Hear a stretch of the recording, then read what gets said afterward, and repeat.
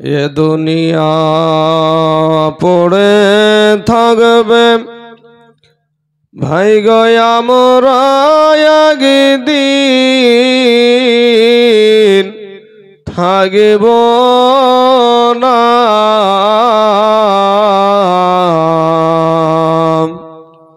এ দুনিয়া পড়ে থাকবে ওই আব্বা জানা মোরা একদিন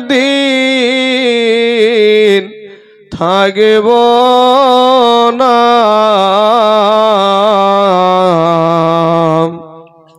সবাই আমাদের ভুলে যাবে, সবাই আমাদের ভুলে যাবে। নবী গো আপনি ভুলেন না। আল্লাহুম্মা সাল্লি আলা মাওলানা মুহাম্মদ ওয়া আলা আলিহি মাওলানা মুহাম্মদ সাল্লাল্লাহু আলা মুহাম্মাদিন মোহাম্মদ হরদম জবান সে নিকালো পাক। মোহাম্মদ হরদম জবান সে নিকালো শফি আনা মোহাম্মদ সাল্লাল্লাহু আলাইহি ওয়াসাল্লাম। আলহামদুলিল্লাহ, সমস্ত তারিফ ও প্রশংসা গুণকীর্তন আরাধনা সেই মহান আল্লাহ পাক রব্বুল আলামিনের জন্য, যিনি এক দ্বিতীয় ওয়াহদাহু লা শারীক, যে আল্লাহ পাক রব্বুল আলামিন রুজিদাতা, রক্ষাকর্তা, পালনকর্তা, যে আল্লাহ পাক রব্বুল আলামিন ভালোবেসে আপনাকে আমাকে এই পবিত্র মাহফিলে আসার মতন, বসার মতন, বলার মতন, শোনার মতন তৌফিক দান করিয়েছেন, যে আল্লাহ পাক রব্বুল আলামিন আপনাকে আমাকে আপনার মতন অযোগ্য, আমাদের মতন অযোগ্য ব্যক্তিদেরকে, আমাদের কোনো যোগ্যতা নাই, শেষ নবীর উম্মত হওয়ার মতন কোনো যোগ্যতা আপনার আমার নাই, তারপরও আমার আল্লাহর কাছে না চাওয়াতে আমরা কেউ আল্লাহকে বলেছি যে আল্লাহ গো আমাদেরকে শেষ নবীর উম্মত করে পাঠাও, এই কথা বলেছি? কেউ আমরা বলিনি। আল্লাহ দয়া করে, মায়া করে সেই নূর নবী, মায়ার নবী, জিন্দা নবী, হায়াতুন নবীর উম্মত করে আপনাকে আমাকে এই ধরার বুকে পাঠিয়েছেন।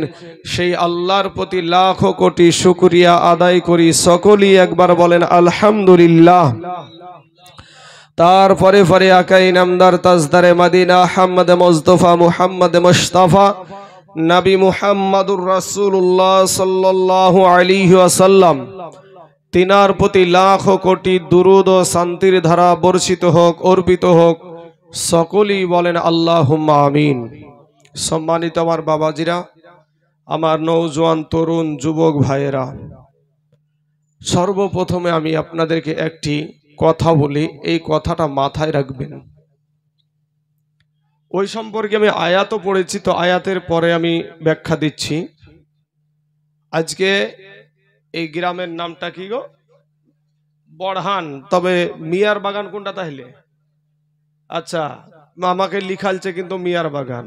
তো যাই হোক, আমরা এখানে আজকে দেশের বিদেশের যারা এইখানে এসেছি, সকলেই কিন্তু আজকে এই দেশের কিন্তু আমরা মেহমান। কথা ঠিক না বেঠিক? কথা ঠিক না বেঠিক বাবাজি? আচ্ছা, সম্মানিত বাবাজি, মেহমানদের সঙ্গে আমার নবী কেমন ব্যবহার করেছে, নবীজি কেমন ব্যবহার করেছে, আমরা মোটামুটি দুসরি কিতাবে পড়েছিলাম যে মানে একবারে মৌলানা ক্লাসের এন ফ্যান বললেই চলে। তো এই দুশ্রীতে পড়েছিলাম যে আমার নাবির দরবারে কিছু ইহুদি কিছু বেদুইন এসেছে মেহমান হয়ে। তো প্রত্যেক বাড়িতে একটা একটা করে মেহমান দেওয়া হয়েছে। তো একটা মানুষ খুব পেটুক ছিল, বেশি খেত বাপ। তো এই পেটুক আপনার একে কেউ নিল না, তো নবীজি নিজের ঘরে রেখে দিলেন। তো নবীর বাড়িতে রাত্রিবেলাতে যা খাবার হয়েছিল বুঝতে পেরেছেন, ও বেটা সবগুলাই একাই খাইয়ে শেষ করে ফেলেছে। নবীর বাড়িতে যা খাবার হয়েছিল সবগুলা একলাই খেয়ে ফেলেছে। আচ্ছা, যদি খেয়ে বেশি আমরা খেয়ে ফেলি, লোভে পড়ে, বলেন বদহজমি হবে না? হবে না গো? বদহজমি হয়েছে, রাতের বেলাতে বাবাজি বিছানাতেই পায়খানা করে ফেলেছে। বিছানায় যখন পায়খানা করেছে, ও চিন্তা করছে যে আমি নবীজির বিছানায় পায়খানা করেছি, আমার তো কাল সকালবেলাতে সবাই দেখার পরে আমার সাথী ভাইয়েরাই তো আমাকে মেরে ফেলবে। তো ও রাতারাতি ভয়ে ঘর থেকে বেরিয়ে পালিয়ে গেছে। পালিয়ে যাওয়ার পরে সকালবেলায় আমার নবীজি মেহমান কেমন আছে দেখতে যাচ্ছেন, দেখছে মেহমান আর নাই, মেহমান নাই। আমার নবীর আদর্শ কত সুন্দর দেখেন, যে দেখছেন বিছানাতে আপনার নাপাক পায়খানা করে রেখেছে। আমার নবীর কত সুন্দর আদর্শ। আমার নবী বলছেন আহা হা, আমার মেহমান কত কষ্ট পেয়েছে। দেখেন নবীজির আদর্শ। এখানে ওই যে তরবারি আপনার ওই যে বেদুইন যে পালিয়ে গেছে, ওর দূরে গিয়ে মনে পড়েছে একটা তরবারি নবীজির রুমে রেখে চলে গেছে। ওই তরবারি নেবার লোভে আবার আপনার ফিরে আসছে, এসে দেখছে যে ওই যে নাপাক বিছানাগুলা, ওই নোংরা বিছানাগুলা আমার দয়ার নবীজির নূর মুবারক হাত দ্বারা পরিষ্কার করছে। জোরে বলেন একবার সুবহানাল্লাহ। বেদুইন এসে দেখছে যে তার ওই সমস্ত নাপাকিগুলা পরিষ্কার করছে, এবং নবীজিকে যখন পরিচয় দিচ্ছেন তো নবীজি বলছেন বাবা তুমি কেন আমাকে আগে ডাকনি কেন, একটু তোমার এরকম অসুবিধা হয়েছে তো আমাকে ডাকনি কেন? তো ওই বেদুইন বলছে যে আপনি সাধারণ কোনো মানুষ হতে পারেন না, নিশ্চয় আপনি আল্লাহর নবী, আপনি কালেমা পড়ে মুসলমান বানিয়ে নিন আমাকে। সঙ্গে সঙ্গে কালেমা পড়ে মুসলমান হয়ে গেছে। জোরে বলেন সুবহানাল্লাহ। বাবাজি আমার সোনা মানিকের, আমার ভাই, আমার আব্বা জান, এখানে যেগুলা এই মোবাইলগুলা টাঙানো আছে এইগুলা দেখি কিন্তু আজ বক্তা পাচ্ছেন আপনারা, এই যেগুলা দেখছেন না, যার কারণে আমার আব্বা বাপের বয়সের মানুষ একটু বৃদ্ধ হয়ে গেছে। তো বাপ শোনা মাইনাস না, আমরা সবাই ম্যানেজ করে চলতে চাই। কি ভাবছি? আমরা সবাই ম্যানেজ করে চলতে চাই। হয়তো আপনার একটু অসুবিধা হয়ে গেছে, বক্তার মুখ না দেখলে বা বক্তা শুনে শান্তি পাওয়া যায় না, বুঝতে পারেন? ওনারও দোষ না, চাচারও দোষ না। চাচার কি মনের একটা আক্ষেপ, কি আমি আর বক্তার মুখ দেখে বক্তব্য শুনবো, এটাই মনের তামান্না, তাই তো ভাবছি নাকি? মনের একটা তামান্না যে বক্তার মুখ দেখে বক্তব্য শুনলে একটা মজা লাগে। তো বাবাজি আমার সোনা মানিকেরা, সবাই বিদেশি মানুষ, সবার সঙ্গে একটু ভালো ব্যবহার করতে হবে, মেহমানের সাথে ভালো ব্যবহার করতে হবে। আল্লাহ কোরআনে বলছেন লাকাদ কানা লাকুম ফি রাসূলিল্লাহি উসওয়াতুন হাসানা, সমগ্র জাহানের জন্য উত্তম আদর্শ দেওয়া হয়েছে আপনার আমার নবীর ভেতরে। জোরে বলেন সুবহানাল্লাহ। আমার আদর্শতে ভুল আছে বাবু, আমার সম্মানীয় সভাপতি সাহেবের আদর্শতে ভুল আছে, একটা মুফতি সাহেবের আদর্শতে ভুল আছে, কিন্তু মদিনার যিনি নবী সেই নবীর আদর্শতে কোনো ভুল নাই। জোরে বলেন সুবহানাল্লাহ। বাবাজি আপনার আদর্শ নাপাক আর আমার নবীর আদর্শ পাক। নবীজির কর্ম আমাদের ধর্ম, নবীজির কর্ম আমাদের ধর্ম। নবীজি যেভাবে খেয়েছে আমাদেরকে ওইভাবে খেতে হবে। নবীজি যেইভাবে মানুষের সঙ্গে ব্যবহার করেছে ওইভাবে ব্যবহার করতে হবে। নবীজির আদর্শ যদি আমি তাইজুল ইসলামের ভিতরে না থাকে, সেই তাইজুল ইসলাম জীবনে কোনোদিন মুমিন হবে না, আর তার জবানের ওয়াজ দ্বারা মানুষ হেদায়াত। এখন যদি বাবাজি যেই মানুষগুলা দাঁড়িয়ে আছে, এখন যদি বলে এই বেটা তুই মুসলমানের বাচ্চা না কাফেরের বাচ্চা বলে যে আচ্ছা তাকে যদি দিতে শুরু করি আমি, ওই ছেলেগুলোর মনে কষ্ট লাগবে না, লাগবে না? আবার যদি বলি যে বাবা তুমি তো মুসলমানের ছেলে ভাই, তুমি তো, তোমার মা মুসলমান, বাবা মুসলমান, তোমার পা দুখানা হাত দিয়ে বলছি একটু আসো আমরা এক জায়গায় বসি, এইটা বললে কেমন হয়? শালা বললে রাগ হয়, শালা বললে কি হয়? মিষ্টি লাগে। আল্লাহ আমাদের সকলকে বুঝার তৌফিক দান করুক, সকলেই বলেন আমিন। আপনারা কেউ আমার দুশ্মন না, আমিও আপনাদের দুশ্মন না, আমরা সকলেই আমার নবীর আদর্শ নিয়ে চলাফেরা করব, সকলে বলেন ইনশাআল্লাহ। বাবা নবীজির আদর্শ, ভাত খাবেন তাতে নবীজির আদর্শ আছে, আপনি পেশাবে যাবেন নবীর আদর্শ আছে, আপনি পায়খানায় যাবেন নবীর আদর্শ আছে, আপনার বাবা মায়ের সাথে কেমন ব্যবহার করবেন তাতে নবীজির আদর্শ আছে, আপনি মুরব্বী বাবাজিদের সঙ্গে কেমন ব্যবহার করবেন তাতে নবীজির আদর্শ আছে, সন্তানের সঙ্গে কেমন ব্যবহার করবেন তাতে নবীজির আদর্শ আছে, আপনার বিবির সাথে আপনি কেমন ব্যবহার করবেন তাতে নবীজির আদর্শ আছে, আপনি কেমন পোশাক পরবেন তাতে নবীজির আদর্শ আছে। এ সম্মানিত বাবাজি, আপনি কিভাবে আপনার ইমামের সাথে ব্যবহার করবেন তাতে নবীজির আদর্শ আছে, একটা আলেমের সাথে কেমন ব্যবহার করবেন তাতে নবীজির আদর্শ আছে। এ বাবাজি আমার সোনা মানিকেরা, কোন অঙ্গুল থেকে আপনি নখ কাটতে শুরু করবেন তাতে নবীজির আদর্শ আছে। এমনকি বাবাজি মাথার চুল কাটাতেও নবীর আদর্শ আছে, জোরে বলেন সুবহানাল্লাহ। সুন্নতি চুল কাটা আছে ভাই, সুন্নতি চুল কাটা আছে, কিন্তু ওই সুন্নতি চুল কাটাকে আমাদের সমাজে আপনার সন্তান বৃদ্ধা আঙ্গুলি দেখাইয়া সেলুনে যায়। সেলুন বুঝেন তো আপনারা? নাপিত, নাপিতের কাছে যে বলছে ভাই আমাকে বান্দর কাট দেন, নাহলে হুলমান কাট দেন। কি আপনার সন্তানেরা করে না, করে না? এটা মাথার ভিতরে টিকটিকিও বানায়, মাথার ভিতরে টিকটিকিও বানায়। আল্লাহর দেওয়া রং পছন্দ হয় না, দেখবেন কুত্তার লেজের মতন রং করে রাস্তায় ঢং করে ঘুরে বেড়ায়, নিজেকে মনে করে আমি মহান, আমি খুব হ্যামসাম হাই। তোর হ্যামসাম বাড়ি করবে তুই যে কবরে যাইয়া দেখ বাঁশের লাঠি রেডি। হ্যাঁ, ও তোর গহনা যৌবন ফুরায়া যাবে, যৌবনে লাগিবে ভাটি, ওই যে দেখো ডাকিতেছে ভাইরে কবরের মাটি, ওই যে দেখো ডাকিতেছে ভাই গো কবরের মাটি, বাইরে সন্ধ্যার আগে যেদিন ডুবিবে বেলা, এক মুহূর্তে শেষ হইবে তোমার রঙ্গেরি মেলা। ঠিক না ঠিক গো?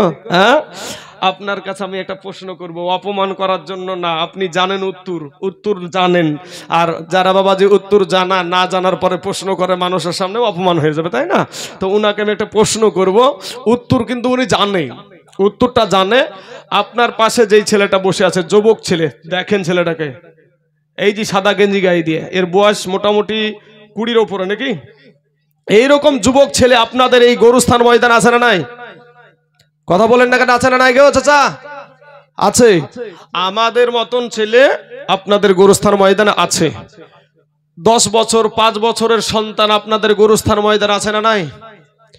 আমার এই বৃদ্ধ বাপজি, আমার এই বৃদ্ধ আব্বাজান, এই যে আমার একটা বাপদক্ষী মানুষও দেখেন, একটা বাপদক্ষী, এই বাপদক্ষী মানুষও দেখেন, একটা বাপদক্ষী, এই মানুষে, এই বয়সের মানুষ আপনাদের গরুস্থান আছে না নাই?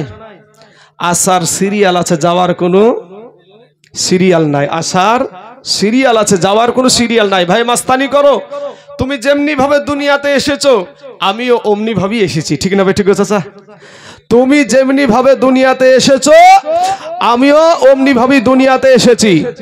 এমনকি তুমি যেমনি ভাবে দুনিয়া থেকে যাবা ভাই, আমরাও ওইভাবেই যাব। তোমার পরনো 3খানা কাফন, আমার পরনো না। আমাকে মৌলবি বিলি এখন বেশি দিবে নাকি? এমপি এমএলএ হলে মনে হয় এখন বেশি দিবে, কি কথা? তাও দিবে না? আচ্ছা, আপনার পরনো 3খানা, আমাদের পরনো 3খানা, আপনার কবরও 3টা প্রশ্ন, আমার কবরও 3টা প্রশ্ন। যুবক ভাই, আপনাদের পায়ে হাত দিয়ে বলি যে ভাই দাড়িতে বিলেট মারিও না, আপনি মানতে রাজি না। আর আপনি যদি আজকে তাইজুল ইসলামকে এই বহরানে যদি কোটি টাকা দিয়েও বলেন যে দাড়িতে বিলেট মারো, তারপরও মারবো না। কারণ কি? তাকওয়া। তাকওয়া মানি হলো আল্লাহর ভয়। তাকওয়া মানি হলো আল্লাহর ভয়। ও তোর গহনা যৌবন ফুরায়া যাবে, যৌবনে লাগিবে ভাটি। ওই যে দেখো ডাকিতেছে ভাইরে কবরের মাটি। ওই যে দেখো ডাকিতেছে ভাই গো কবরের মাটি। বাইরে সন্ধ্যার আগে যেদিন ডুবিবে বেলা, এক মুহূর্তে শেষ হইবে তোমার অঙ্গেরি মেলা। ওরে সন্ধ্যার আগে যেদিন ডুবিবে বেলা,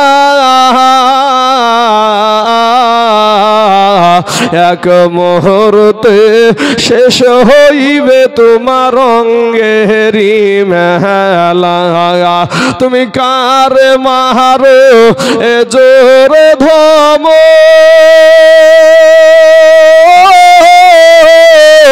কার মাথায় ভাঙিবা লাঠি যুবক, কারে মারো জোরে ধমক, কার মাথায় ভাঙিবা লাঠি। ওই যে দেখো ডাকিতেছে ভাইরে কবরের মাটি।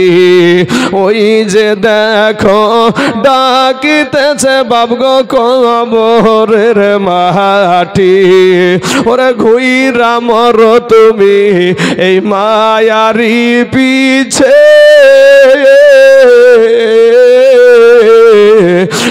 এত আশা ভালোবাসা সবই যে মিছে।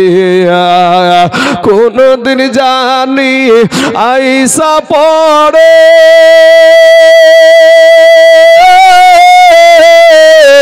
আজরাইলের হাতের চিঠি বাবগো, কোনদিন জানি আইসা পড়ে আজরাইলের হাতের চিঠি। ওই যে দেখো ডাকিতেছে বাবগো কবরের মাটি। খবর পেয়ে আসবে আত্মীয় স্বজন, চতুর্পাশে বসে তারা করিবে কন্দন। এই মোহনের মতো সাজায়া দিবে কি সুন্দর পরিপাটি ভাইরে, মোহনের মতো সাজায়া দিবে কি সুন্দর পরিপাটি। ওই যে দেখো ডাকিতেছে বাবগো কবরের মাটি। ওই যে দেখো ডাকিতেছে মাগো কবরের মাটি। আল্লাহুম্মা সাল্লি আলা মাওলানা মুহাম্মদ ওয়ালা আলিহি মাওলানা মুহাম্মদ সাল্লাল্লাহু আলা মুহাম্মাদিন মোহাম্মদ হরদম জবান পাক নামে মোহাম্মদ হরদম জবান সে নিকালো। সাল্লাল্লাহু আলাইহি ওয়াসাল্লাম। বাবা গো, ও গো আমার পর্দার আড়ালের মা খালা, শুনে জানা যে রাতের বেলা মা এই দুনিয়াটা কিছুই না রে মুমিন। দিন এরে আমার নবীর উম্মতের দল মাস্তানি করিও না রে বাবা, যৌবনের বাহাদুরি দেখায়ও না রে যুবক,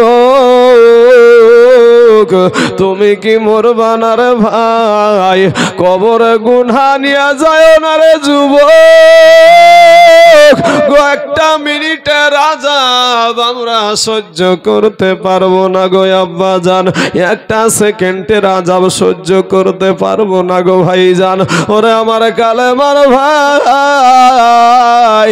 আজকে বাবাজি আপনাদের এখানে যখন আসছিলাম এই দিকে একটা বাজার বসেছে বাবা, এমন ভাবে বাজারে ভিড় বাবারে, রাস্তা দিয়া গাড়িখানা বাবাজি ভলেন্টিয়ার ভাইয়েরা আনতে পারছে না, বারবার মানুষকে বাবা সরাইতেই তারা ব্যস্ত, গাড়িখানা পাশ কেটে আসতে পারছে না। আব্বাজান যুবক রে, ওরে আমার কালেমার ভাই, আমার আল্লাহ তোমার জীবনে একটা তোমার বিবেকের আদালত দিয়েছে, ওই বিবেকের আদালত দিয়ে তুমি একটাবার চিন্তা করে দেখো, একটাবার তুমি ভেবে দেখো, তোমার গুনহার কারণে চোখ না পাক, গুনহার কারণে তোমার জবান না পাক, গুনহার কারণে হাত না পাক বাবা, গুনহার কারণে অন্তর না পাক, এই চোখ দিয়া কত বেগানা নারীর দিকে বাবাজি কোন নজরে আমরা তাকায়া থাকি, ঠিক না বে ঠিক বাবা, এই চোখ দিয়া কত যে না, এই জবান দিয়া কত মিথ্যা কথা, কত বিপদ করা, কত রকমের বেফাস ভাষায় গালি দেওয়া, কত মানুষকে আপনার আক্রমণজনক কথাবার্তা বলা, এই জবান দ্বারা কত গুনহা, গুনহার কারণে আমাদের জবান না পাক, গুনহার কারণে আমাদের অন্তর না পাক। এ বহরানের মুসলমানেরা শুনেন, এই অন্তর দিয়া কত খারাপ নিয়ত আমরা করেছি বাবাজি, আপনার বিবেককে জিজ্ঞাসা করেন, এই অন্তর দিয়া কত মানুষের জন্য ক্ষতি চেয়েছি, এই অন্তর দিয়া কত রকমের কত খারাপ নিয়ত করেছি, গুনহার কারণে আপনার অন্তর না পাক। আমার আল্লাহ বলে বান্দারে, আমি আল্লাহ তোকে আদর করে সৃষ্টি করেছি রে বান্দা, আমি তোর আল্লাহ তোকে বড় মুহাব্বত করে সৃষ্টি করেছি রে বান্দা, আই ফিরাই আমার আল্লাহ গভীর রাত্রিতে নিম্ন আসমানে এসে ডাক দেয় বান্দারে আয় আয়, ওরে বান্দা আয়, আমি আল্লাহর কাছে তুই এত গুনাহ করেছিস, কবরের আযাব সহ্য করতে পারবি না রে বান্দা, আমি আল্লাহর কাছে গভীর রাত্রিতে তওবা করে চোখের পানি ছেড়ে দিয়ে কান্না করার, আমাকে বল জীবনে আর এই গুনাহ করব না। ওরে বান্দা, আমি তোর আল্লাহ তোকে বড় ভালোবাসি, আমি তোর জীবনের সব গুনাহ মাফ করে দিব, জোরে বলেন সুবহানাল্লাহ। এ মুসলমান বাবাজি, আমার যুবক ভাইয়েরা, ওগো আমার আব্বা জানেরা, এ আমার পর্দার আড়ালের মা গো, আজ আমাদের চোখে পানি আসে না রে বাবা, আমাদের দিল নরম হয় না বাবা, দিল নরম হলে উঠা উঠি চলবে না, দিল যদি নরম হয় উঠা উঠি চলবে না।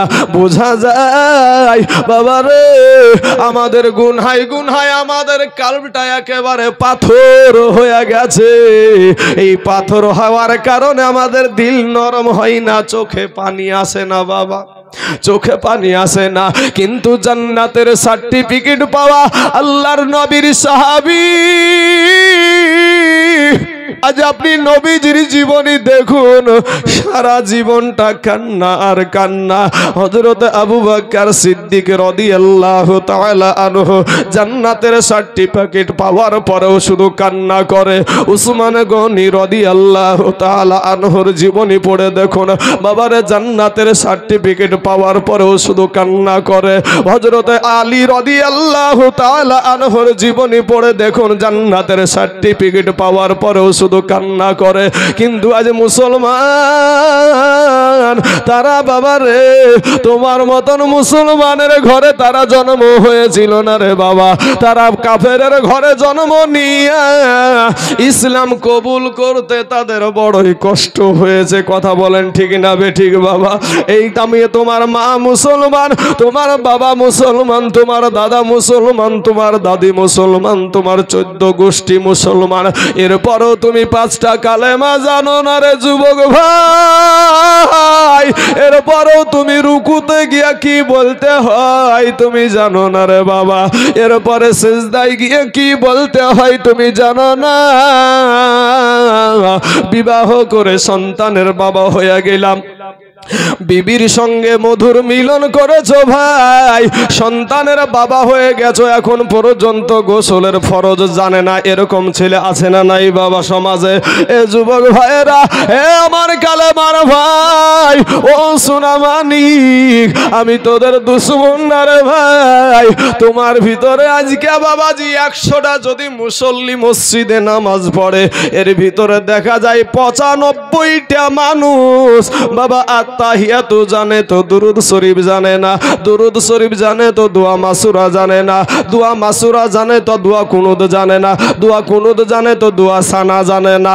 এ বাবাজি, এই 5টার ভিতরেও আবার আপনার ইন্না আতাইনা আর কুল, এর ভিতরেও ভাইরে 10টা ভুল।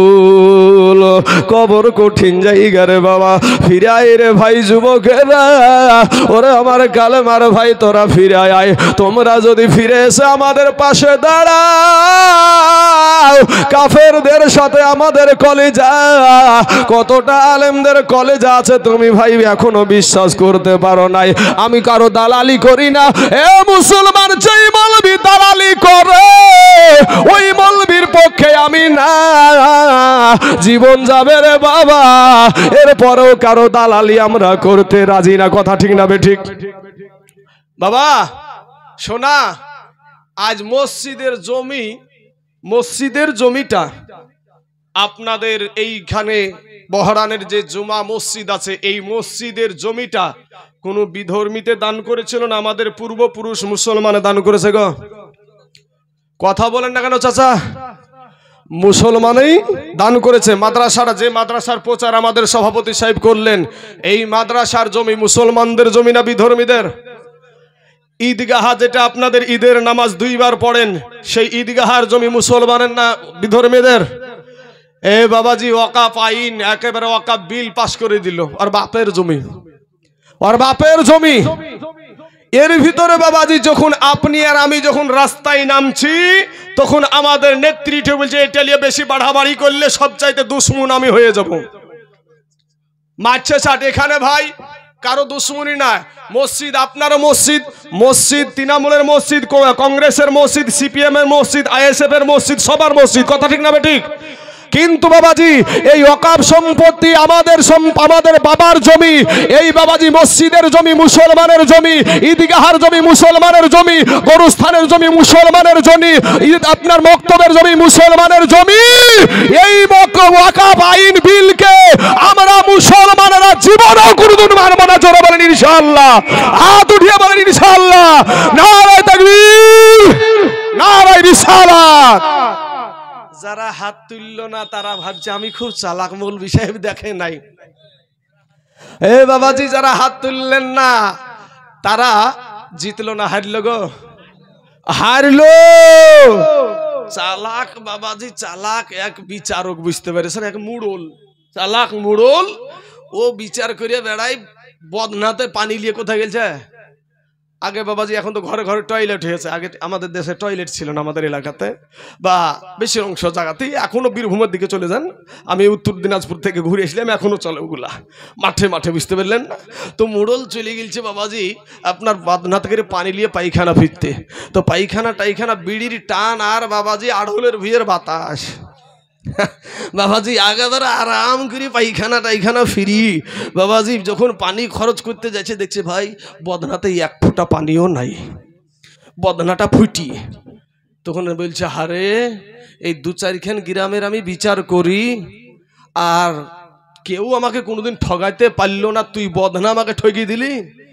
আগামী কালকে যে কিভাবে ঠগাস তাও দেখবো, দাঁড়া। পরের দিন বাবাজি ওই বদনাতেই পানি নিয়ে গেছে বাপ। নিয়ে যাওয়ার পরে বলছে তুই গতকাল তো ঠগালছিস, আজকে কিরে ঠগাস তাও দেখছি, দাঁড়া আজকে পায়খানা ফিরার আগেই পানি খরচ করবো। কেটে গেল ভাই সোনা, যারা হাত ওঠালো তারা জিতিল, এহকালেও জিতিল, কবরেও জিতিল, পরকালেও জিতিল রে বাবা। আর যারা হাত নামিয়ে রাখলো তারা বাবাজি হারলো। ও মুসলমান ভাইয়েরা রে আমার, এই যে আবার আল্লাহর ধ্বনি দিতে গিয়া, নাবিজির রেসালাতের ধ্বনি দিতে গিয়া আপনি হাতখানা তুলে আপনি সাক্ষীটা দিলেন, এটার কারণেও আমার আল্লাহ দয়া করে আপনাকে আমাকে জান্নাত দিয়ে দিতে পারে। জোরে বলেন সুবহানাল্লাহ। এ মুসলমান ভাই, আজকে তুমি হয়তো নিজেকে মহান ভাবতে পারো ভাই রে, নিজেকে খুব শক্তিশালী মনে করতে পারো। আজকে ভাই রে তুমি ভাবছো আমার কতটা গার্জেন আছে, মানে নেতা ফেতা আমার পাশে আছে, আমার খুব শক্তি আছে। কিন্তু বলবো ভাই যুবক, আঘাত করার কারণে না, তোমার চাইতে বড় মস্তান ছিল ফেরাউন, আমার আল্লাহ পানিতে চুবায়া সাইজ করে দিয়েছে রে বাবা। তোমার চাইতে বড় মস্তান ছিল নমরুদ, আমার আল্লাহ জুতা পিটা করে দুনিয়া থেকে বিদায় করে দিয়েছে। তোমার চাইতে বড় মস্তান ছিল আবু জাহিল, ওই আবু জাহিলকে ছোট ছোট ছোট ছোট বাচ্চা দিয়ে আমার আল্লাহ সাইজ করেছে। মাস্তানি করিও না রে বাবা, দিলখানা নরম করে আল্লাহর কাছে এতিমের মতন, মাউড়ের মতন, গোলামের মতন দুইখানা হাত পেতে দিয়ে গভীর রাত্রিতে যাই নামাজের পাটিখানা পেড়ে দিয়ে শুধু চোখের পানি ছেড়ে দিয়া বল, ভাই আল্লাহ গো, জীবনে যত গুনাহ করেছি গো আল্লাহ, আর জীবনে কোনোদিন মিথ্যা কথা বলবো না, আর কোনো মানুষের ক্ষতি করব না, কোনো মানুষকে বেইজ্জতি করব না, কারো কোনো গোপন দোষকে আমি প্রকাশ করব না। এই ভাবো তওবা করে যদি আল্লাহর কাছে কোনো মুসলমান ক্ষমা চায়, আমার আল্লাহ তার জীবনের সব গুনাহ মাফ করে দেয়। জোরে বলেন সুবহানাল্লাহ। এ বাবাজি ভাইরে, সৎ মানুষের হয়তো একটু কষ্ট হয়, কিন্তু বাবাজি তাকে কেউ কিন্তু ঠগাতে পারে না। শক্তির বলে যদি কিছুদিন ঠগিয়ে দেয়, কিন্তু বাবা তারপরেও জানবেন যে আমার আল্লাহ তাকে উপরে উঠায়া দিবে। কারণ কি, সে সত্য পথে আছে। আমার নবীজিকে শেষ করে দেওয়ার জন্য বাবাজি আবু জাহেল গোল করেছিল, ওকে গর্ত খুঁড়েছিল বাবা। আবু জাহেল গর্ত যখন খুঁড়েছে যে ফজরের নামাজ পড়তে আমার নবী যাবে, গর্তের ভিতরে আমার নবী পড়ে যাবে, আর আবু জাহেল পাথর দিয়ে, ইট দিয়ে বাবাজি মাটি দিয়ে আমার নবীকে দাফন করে দেবে। কিন্তু রাখে আল্লাহ মারে কে, মারে আল্লাহ, তাকে বাঁচাই কি? এ মুসলমান যুবক ভাইয়েরা রে আমার, ওরে আমার কালেমার ভাই, আমার নবী যখন ফজরের নামাজের জন্য রাস্তায় বের হয়েছে, আমার আল্লাহ ডাক দিয়া বলছেন, আমার আল্লাহ বলে, জিবরাইল আমার হাবিব, আমার দোস্ত মসজিদে যাবে নামাজ আদায় করতে, ওই দেখো কাফের বেদিন আবু জাহিল ওই জায়গাতে গর্ত খুঁড়ে রেখেছে, যাও তোমার নূরের নূরের পাখা গোলা বিছায়া দিয়া আমার নবীকে পার করে দাও। আমার নবী পার হয়ে গেছে বাবা। এইদিকে আবু জাহেল বাপ, এই আবু জাহেল সারা রাত আপনার জাগিয়ে আছে। মুহাম্মদ সাল্লাল্লাহু আলাইহি ওয়াসাল্লাম গর্তে পড়বে, মাটি দিয়ে ঢাকবো বাবা রে, সারা রাত জাগরণের কারণ নাট বল্টু ঢিল হয়ে গেছে, মাথাটা ঘুরিয়ে বাবাজি আপনার গর্তের ভিতরে পড়ে গেছে। বাবাজি আমার সোনা মানিকের আমার ভাইয়েরা, মাথায় চক্কর দিয়ে আপনার ওই গর্তের ভিতরে আবু জেহেল নিজেই বাবাজি পড়েছে। গর্ত খুঁড়েছে কার জন্য? নবীর জন্য। আর ওই গর্তে পড়ছে কে? আবু জেহেল নিজেই। ও যে আমাদের সমাজে একটা কথা নাই, অন্যের চালে যদি একটা ঢেল ফেলা যায় তোমার চালে পাথর পড়বে। বাবাজি আবু জেহেল গর্তের ভিতরে, সকাল বেলায় যদি বাবাজি রাস্তার মাঝখানে যদি গর্ত খোঁড়া দেখে, তাহলে বলেন তো আমাদের মুরব্বী বাবাজিরা বলবে কিনা কোন হারামজাদারে এবার রাস্তার মাঝখানে গর্ত খুঁড়ি দিয়েছে? বলবে না? বলবে না গা? হ্যাঁ বলবে। তখন বাবাজি যেমন বাবাজি ওই রকম ভাবে বলার পরে গর্তের দিকে তাকিয়ে দেখছে যে চাচা আবু জেহেল। চাচা তুমি এখানে বলে যাও, আগে গালি দাও তারপরে বলে চাচা গো আপনাকে তো দেখে গালি দিই নাই। ও চাচা আপনি কিসের কারণে এই গর্তের ভিতরে? বলে শুন রে, আব্দুল্লাহর বেটা মুহাম্মদ সাল্লাল্লাহু আলাইহি ওয়াসাল্লামকে গর্তের ভিতরে ফেলার কারণে, গর্তের ভিতরে ফেলার উদ্দেশ্যেই গর্ত খুঁড়েছিলাম, কিন্তু দেখা গেল সে তো গর্তে পড়ে নাই, আমি নিজেই গর্তে পড়ে গেছি। বলে চাচা গো টেনশন করেন না, চিন্তা করেন না, আপনাকে আমি উঠায় আনিব। বাবাজি দুই হাত দড়ি দিলি যেখানে হাতে পাবে, দুই হাত দড়ি দিলি যেখানে হাতে পাবে। এবার যখন দুই হাত দড়ি দিয়েছে, আমার আল্লাহ বলে জিবরাইল রে, যেই গর্ত আমার দোস্তের জন্য খোঁড়া হয়েছিল, ওই গর্তের কাছে আমার দোস্ত নাই আসা পর্যন্ত এই বাকি এক হাত যেন পূরণ না হয়। বাবা দুই হাত দড়ি যখন দিয়েছে, দেখে আবু জেহেল আর এক হাত নিচে, আর এক হাত নিচে। বলে বলে আবু জেহেল রাগ দিয়ে বলে, এ মক্কার সন্তান শোন, দুই হাত দড়ি দিছি রে বুকা, আর এক হাত দড়ি দিলি তো পারিস। আবার যখন তিন হাত দড়ি দিয়েছে বাবা আপনার, আবার দেখছে এক হাত নিচে। এই করে নামতে নামতে ৭০ গজ ১৪০ হাত মাটির নিচে বাবা নেমে গেছে। আবু জেহেল একটা ডাক দিয়া বলে, এ মক্কার সন্তানের আরে তোরা আর দড়ি দিস না, মাটির অবস্থা ভালো না, আমাকে যেন মাটিতে গিরাস করে ফেলবে। যারে যা আব্দুল্লাহর বেটা মুহাম্মদ সাল্লাল্লাহু আলাইহি ওয়াসাল্লামকে একটাবার ডেকে নিয়ে আয়, উনি ছাড়া আজকে আমাকে এই গর্ত থেকে কেউ উঠাতে পারবে না। এ মুসলমান বাবাজি, আমার নবীজির কাছে খবর হলো, দরদি নবী, আমার এতিম নবী, আমার মা হারা নবী গো, আমার বাবা হারা নবী অন্যের বিপদে ছুটে আসতো রে বাবা। আর আমরা অন্য জোড়া যদি বিপদে পড়ে আমরা বলি শালাইবের সাইজ হচ্ছে কি, তাই না বাবা? এটাই তো আমরা বলি, শালা ঠিক হচ্ছে। হ্যাঁ, কিন্তু আমার নবীর কত সুন্দর আদর্শ। আমার নবী ছুটে আসলেন বাবা, ছুটে আসার পর এবার দেখছে আবু জেহেল গর্তের ভিতরে। আমার নবী ডাক দিয়ে বলে, চাচা গো আপনি কেন এই জায়গাতে?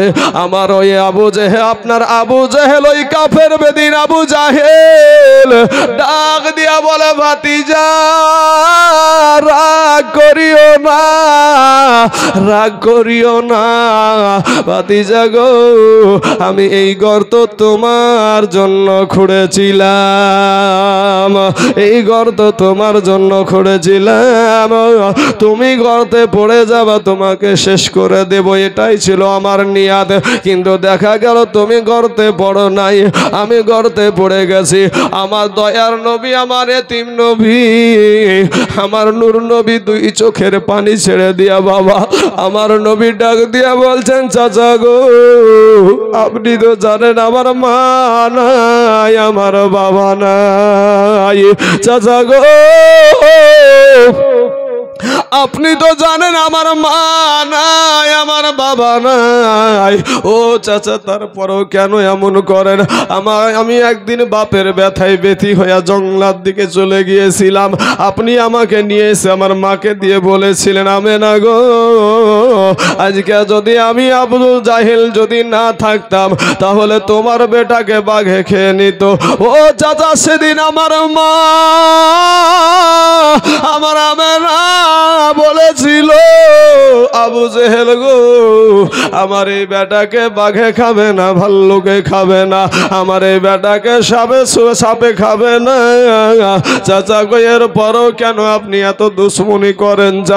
চাচা গো, আপনাকে আমি গর্ত থেকে উঠাবো, তবে চাচা একটা বার আপনি শুধু কালেমাটা পড়িয়েলেন। আবু জেহেল ডাক দিয়া বলে, ভাতিজা আমি কালেমা পড়বো গো ভাতিজা, একটা বার আমাকে উঠায়া নাও। বাবারে, আমার আল্লাহ বলে, জিবরাইল আমার দোস্ত, আমার হাবিব এই জায়গায় হাজির হয়ে গেছে, ওই বাকিটা যেন আর না থাকে, এবার যেন নগদ হয়ে যায়। বাবারে, 140 হাত দড়ি দিয়ে যাকে নিচে থেকে তোলা যাচ্ছিল না, আমার নবী আপনার নবী তিনার হাত মুবারক নামিয়ে দিয়া ওই আবু জেহেলকে টান দিয়া উপরে উঠায়া নিয়েছে। জোরে বলেন সুবহানাল্লাহ। দেখেন বাবাজি, এই আবু জেহেল কত বড় শয়তান ছিল। এবার আপনার করেছে কি, আপনার গায়ের ধুলাগুলা ঝাড়ছে আর বলছে, আবু মোহাম্মদ গো, তুমি যে এত বড় জাদুকর এটা জানতাম না। নাউজুবিল্লাহ পড়েন। আমার নবী জাদুকর ছিলেন? আস্তাগফিরুল্লাহ। বাবা, আমার নবীজির মুজিজা দেখে কাফের বেদিনেরা, আদর্শ দেখে কাফের বেদিনেরা মুসলমান হয়েছে। সম্মানিত বাবাজি, আমার ভাই শোনা, আমার নবীর আদর্শ কত সুন্দর। আর আপনার আমার নবী যেই দাওয়াত দিতেন, সেই দাওয়াতটা আমার এক আল্লাহর দিতেন। তো এক আল্লাহ আর নবী রাসূল এটাই বলতেন। তো কিন্তু বাবাজি, যারা মাইয়াহদিল্লাহু ফাহুয়াল মুহতাদি ওয়া মাইয়ুদলিল ফালান তাজিদ লাহু ওয়ালিয়াম মুরশিদা, আল্লাহর কোরআন মানলে আবু বকর, না মানলে বাবা আবু জেহেল। আল্লাহ বলছে, আল্লাহ যাকে হেদায়াত করে সে হেদায়াত প্রাপ্ত হয়, আর আল্লাহ যাকে গুমরাহ করে তার জন্য পথ প্রদর্শক মিলবে না, এক কথায় মুর্শিদ মিলবে না। আমাদের সমাজে দেখেন না, এখন পীরদেরকে গালি দেয়, পীরদেরকে আমাদের সমাজে মাজার পূজারি বলে, কবর পূজারি বলে। কোনো আলেম কবর যে সেজদা করতে আজ পর্যন্ত আপনারা কেউ দেখেছেন কোন আলেমকে? এখন যদি বাবাজি কেউ কিছু না জানা ব্যক্তি, যদি কেউ একটা বাপের 5টা বেটা, একটা বেটা মদ খাই, তাকে সাইস্তা করার চেষ্টা করলো সবাই মিলে, তার জন্য কি আর 4টে ভাইও দায়ী নাকি? ও সাইজ হলো না, এর কারণে একে এত বুঝানোর পরে, এত সুজানোর পরেও কিছুতেই সাইজ হলো না, তার জন্য আর 4টে কি বাবাজি 4টেও মদখোর হয়ে যাবে?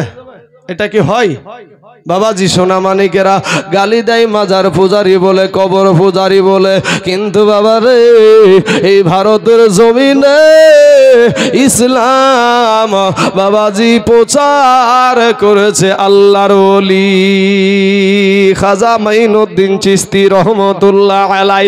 একটা নয়, দুটো নয়, আমার নবীর আদর্শ তাদের ভিতরে ছিল। তাদের ভিতরে বাবা এমন কারামতি ছিল রে বাবা, ওই কারামতি দেখে ৭০ থেকে ৮০ থেকে ৯০ লক্ষ বিধর্মী কালেমা পড়ে মুসলমান হয়েছে। জোরে বলেন সুবহানাল্লাহ।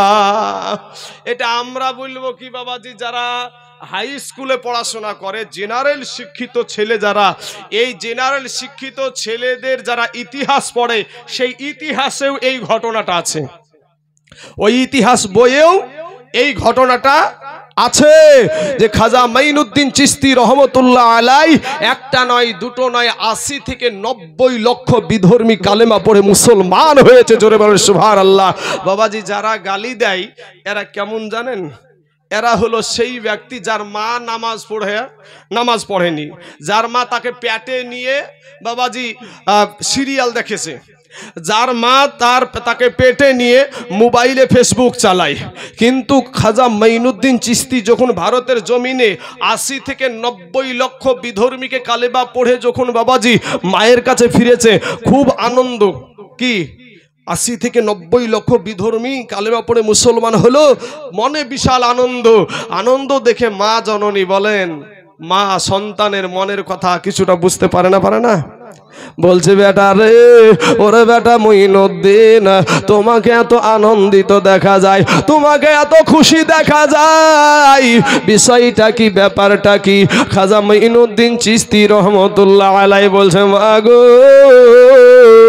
আমি হিন্দুস্তানের জমিনে পা দিয়েছিলাম গো মা, আমি ভারতের জমিনে পা রেখেছিলাম গো মা। ওই দেশে আমি একটা নয়, দুটো নয়, আমি ৭৪ দাসী থেকে ৯০ লক্ষ বিধর্মীকে কালেমা পড়ে মুসলমান বানিয়েছি। জোরে বলেন সুবহানাল্লাহ।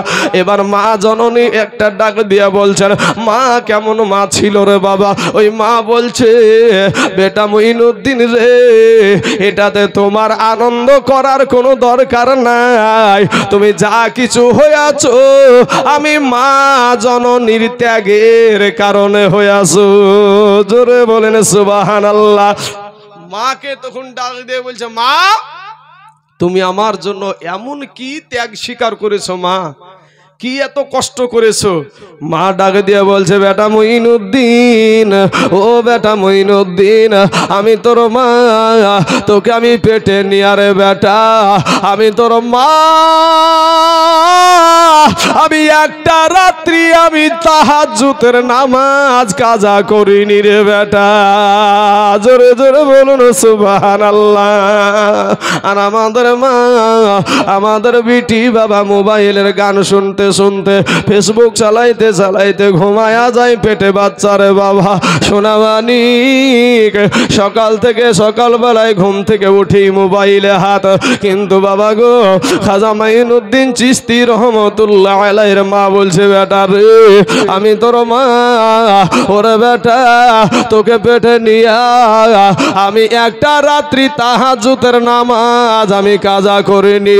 ও বেটা শুধু তাই না বেটা রে, ও বেটা শোন, আমি তোর মা, তুই যখন দুনিয়ার জমিনে আসলি রে বেটা, বেটা রে কোনোদিন আমি বিনা ওযুতে, ওযু না করে আমি তোর মুখে দুগ্ধ দিইনি। জোরে বলেন সুবহানাল্লাহ। বাবা কারা হয়েছে আল্লাহর ওলি?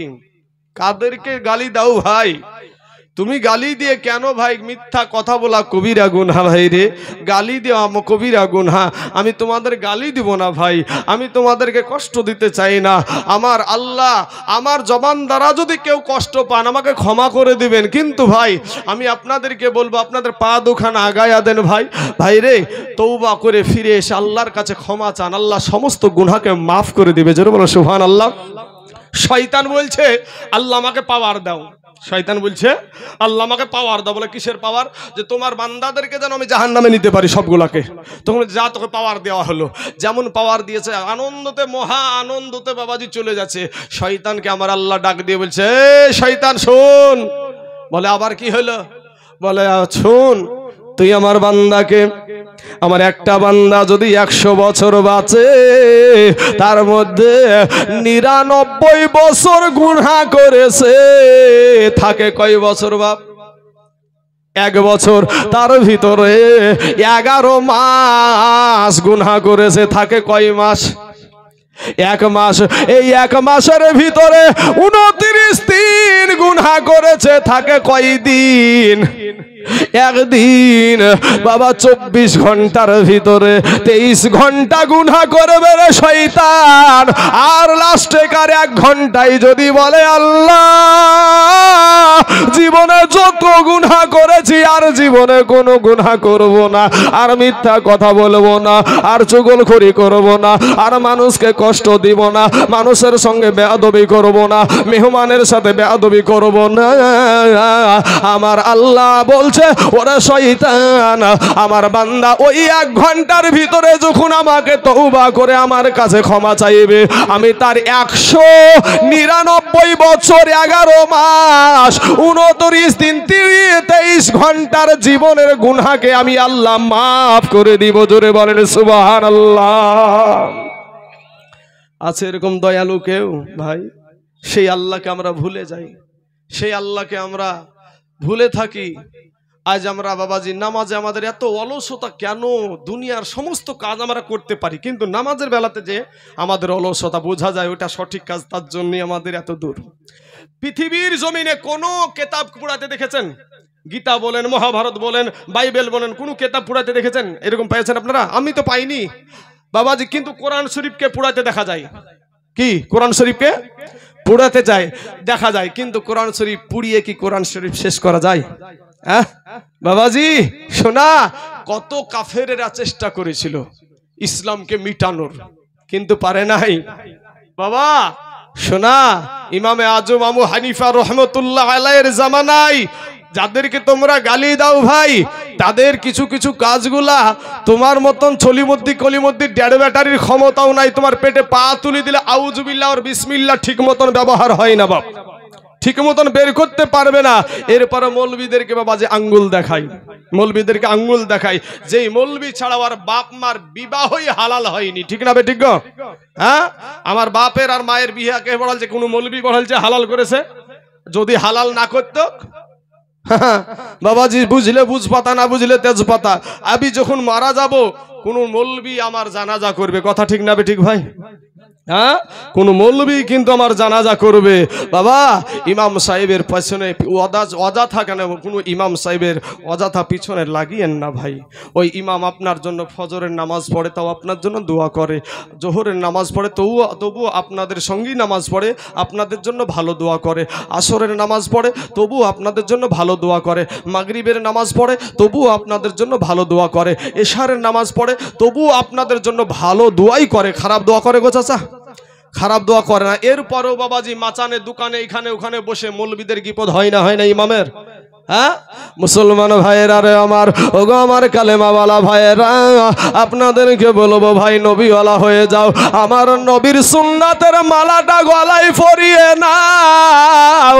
এক নাস্তিক প্রশ্ন করেছে বাদশার দরবারে, বাদশাহ বাবা সমস্ত জাতির মানুষকে বাবা নিয়ে একটা বাবা মিলন মেলা চালায়, এটা সব নিজ নিজ ধর্মের বায়ান করে, কেউ কিন্তু নিজের মুসলমানের বায়ান করে, বাবা হিন্দুরা হিন্দুর বায়ান করে, খ্রিস্টানেরা খ্রিস্টানের বায়ান করে, বৌদ্ধরা বৌদ্ধদের মতন বায়ান করে। কিন্তু আব্বা জান গো, একটা নাস্তিক বলছে, নাস্তিক মানে হলো কোন ধর্ম কি মানে না বাবা। এই নাস্তিকটা বাবাজি গেট দিয়ে যখন প্রবেশ করেছে, বলে তুমি কে? বলে আমি নাস্তিক। বলে তোমার যাওয়ার কোনো এখানে বা তোমার অধিকার নাই, তোমার যাওয়ার অর্ডার নাই। বলে তোমার বাদশাকে বলো সব ধর্মের মানুষকে ভিতরে নিয়েছে, আমি কেন যেতে পাবো না? আমিও তো একটা নাস্তিক, আমিও তো একরকম কিছু কথা বলতে পারি। ওই নাস্তিকের বাবা যখন বাদশার দরবারে খবর গেল, এ বাবাজি যারা ইসলামকে মিটাতে চেয়েছিল তারা মিটে গেছে, ইসলাম মিটে নাই, ইসলাম কিয়ামত পর্যন্ত থেকে যাবে। ও মুসলমান বাবাজি আমার ভাই জানেরা, আজ আমার কত মুসলমান ভাইদেরকে জেহাদি বলে গালি দেয়, আজ কত মুসলমান ভাইদেরকে আমার মোল্লা বলে গালি দেয়, আজ কত মুসলমান ভাইদেরকে লুঙ্গি পরা বলে গালি দেয় রে বাবা। আজকে আমাদেরকে বলে বিদেশি, কিন্তু তদন্ত করে দেখেন অধীর রঞ্জন চৌধুরীর বাড়ি হলো বাংলাদেশ, বাংলাদেশ থেকে এসে হলো স্বদেশী, অটল বিহারী বাজপেয়ী হলো বিদেশি, বিদেশ থেকে এসে হলো আপনার স্বদেশী। বাবা রে তদন্ত করে দেখেন বেশির অংশ বাবা যারা গদিতে বসে আছে তারা সকলেই বিদেশি, বিদেশ থেকে এসে হলো স্বদেশী। আর আমরা এই দেশে জন্ম নিয়া আমরা হইলাম নাকি বিদেশি। অতএব বোঝা যায় রে ভাই সিঙ্গাড়ার ভিতরে আলু ঢুকলো কি করে। এ বাবাজি আমার সোনামানিকেরা, নাস্তিককে পাওয়ার দেওয়া হলো, ভিতরে প্রবেশ করার অনুমতি দেওয়া হলো। নাস্তিক গিয়ে বলছে আমার কারো বিরুদ্ধে কথা নাই, আমি শুধু মুসলমানদেরকে যারা এক আল্লাহকে মানে তারা যদি তিনটা প্রশ্নের উত্তর দিতে পারে তাহলে আমি জানবো ইসলাম ধর্মটা সঠিক। আর যদি এই তিনটা প্রশ্নের উত্তর না দিতে পারে তাহলে আমি জানবো এই মুসলমানেরা ভুয়া, ইসলাম ধর্ম ভুয়া, কোরআন ভুয়া। জোরে বলেন নাউজুবিল্লাহ। আলেমেরা বলছে ঠিক আছে প্রশ্ন করো, মুফতি সাহেবেরা বলে প্রশ্ন করো। এবার প্রশ্ন বলছে আমার নাম্বার প্রশ্ন এক, আমার প্রশ্ন নাম্বার এক, এই মুহূর্তে তোমার আল্লাহ কি করছে? এই মুহূর্তে তোমার আল্লাহ কি করছে? বলে দ্বিতীয় প্রশ্ন যে এবার আলেমেরা চিন্তা করছে এই প্রশ্নের উত্তর কি হবে রে বাবা। মাথা ঠান্ডা হয়ে গেল, মাথা চাপড়িয়ে গেল। এই প্রশ্নের উত্তর দেওয়ার ক্ষমতা মৌলবীদের হয় নাই সেই সময়। এমন সময়তে বাবা গো আপনার দ্বিতীয় নাম্বার প্রশ্ন করে, বলে তোমার আল্লাহ দেখতে কেমন? তোমার আল্লাহ দেখতে কেমন? তোমার আল্লাহর আগে কে ছিল? তিন নাম্বার প্রশ্ন। তিন নাম্বার প্রশ্ন, তোমার আল্লাহ দেখতে কেমন? তোমার আল্লাহর আগে কে ছিল? বলে আমার চার নাম্বার প্রশ্ন হলো তোমার আল্লাহ একই জায়গায় থেকে সারা কুল কায়নাত কেমন করে দেখে? মৌলবীরা মাথা ঠান্ডা হয়ে গেল, সময় নিয়ে নিল। সময় নেওয়ার পরে বাবাজি ইসলাম ধর্মের বেইজ্জতি দেখার জন্য হাজার হাজার মানুষ বাবা কাতারে কাতারে মানুষ ছুটে আসে। মুসলমানেরা পরাজয় হবে, মুসলমানেরা হেরে যাবে, মুসলমানদের বাবাজি ইজ্জত নষ্ট হবে দেখার জন্য মানুষ বাবাজি একেবারে হাহা করে রাস্তায় পড়েছে বাবা। জায়গা দেওয়া যায় না রে বাবা। কিন্তু বাবাজি আলেম উলামা চিন্তা করতে করতে একজন কথা বলে ফেললো যে এই প্রশ্নের উত্তর দিতে পারবে একটা ভালো তাকে ডেকে নিয়ে আসা হোক। যা যেই ইমামকে আমরা অনুসরণ করি যার নাম হলো আবু হানিফা। জোরে বলেন সুবহানাল্লাহ। নোমান বিন সাবির, আগে বাবাজি নাম ছিল আলাদা কিন্তু আবু হানিফা নামে এখন পরিচিত। এই আবু হানিফা একটা বালক ছেলে। এই বলছে ইনার কাছে যখন খবর চলে গেল, ইনার কাছে যখন খবর চলে গেল বাপ এ বাবাজি বলে আমি চারটা প্রশ্নেরই উত্তর জানি। জোরে বলেন সুবহানাল্লাহ। বড় বড় মুফতিরা মাথা নত হয়ে গেছে, কিন্তু একটা বালক 13 বছরের ছেলে, এই 13 বছরের সন্তান বলে আমি চারটা প্রশ্নেরই উত্তর জানি।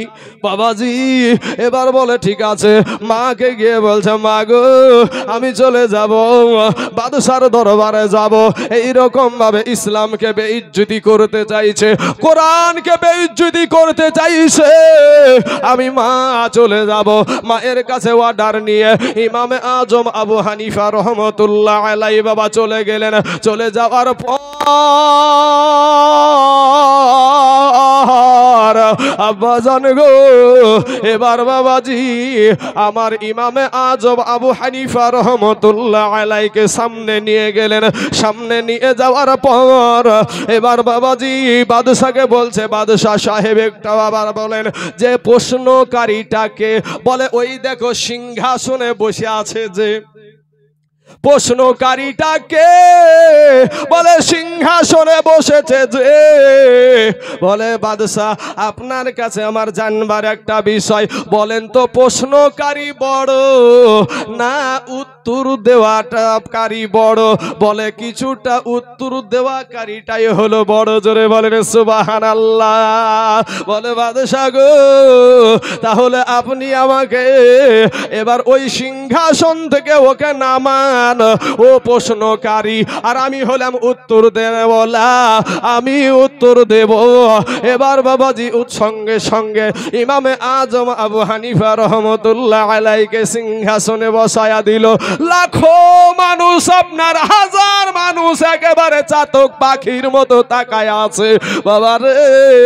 বলে আপনি কি প্রশ্ন করবেন? বলে হ্যাঁ। বলে আপনার প্রথম প্রশ্ন বলেন। বলে এই মুহূর্তে তোমার আল্লাহ কি করেছে? বলে রে নাস্তিক এখনো বুঝলি না, তোকে দুনিয়ার সবাই চিনেছিল এই জায়গায়, কিন্তু আমি আবু হানিফাকে কেউ চিনত না। এই মুহূর্তে আমার আল্লাহ আমি না চিনা মানুষটাকে সিংহাসনে বসায়া দিল, আর তোর মতো নাস্তিককে বেইজ্জতি করে নিচে নামায়া দিয়েছে। জোরে বলেন সুবহানাল্লাহ। এটাই আমার আল্লাহ এখন করলো, এটাই আল্লাহ এখন করলো। নাস্তিক বলছে যে আমার প্রথম প্রশ্নের উত্তর মিলিয়েছে।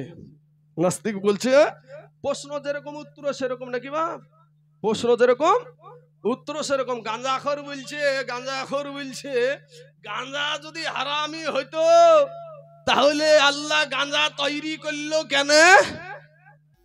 গাঁজা যদি হারামি হইতো তাহলে গাঁজা তৈরি করলো কেন? গাঁজাখোরের প্রশ্ন। বেটাকে যখন বলা হয়েছে তাহলে ঠিক আছে, তোর মাও একজন নারী,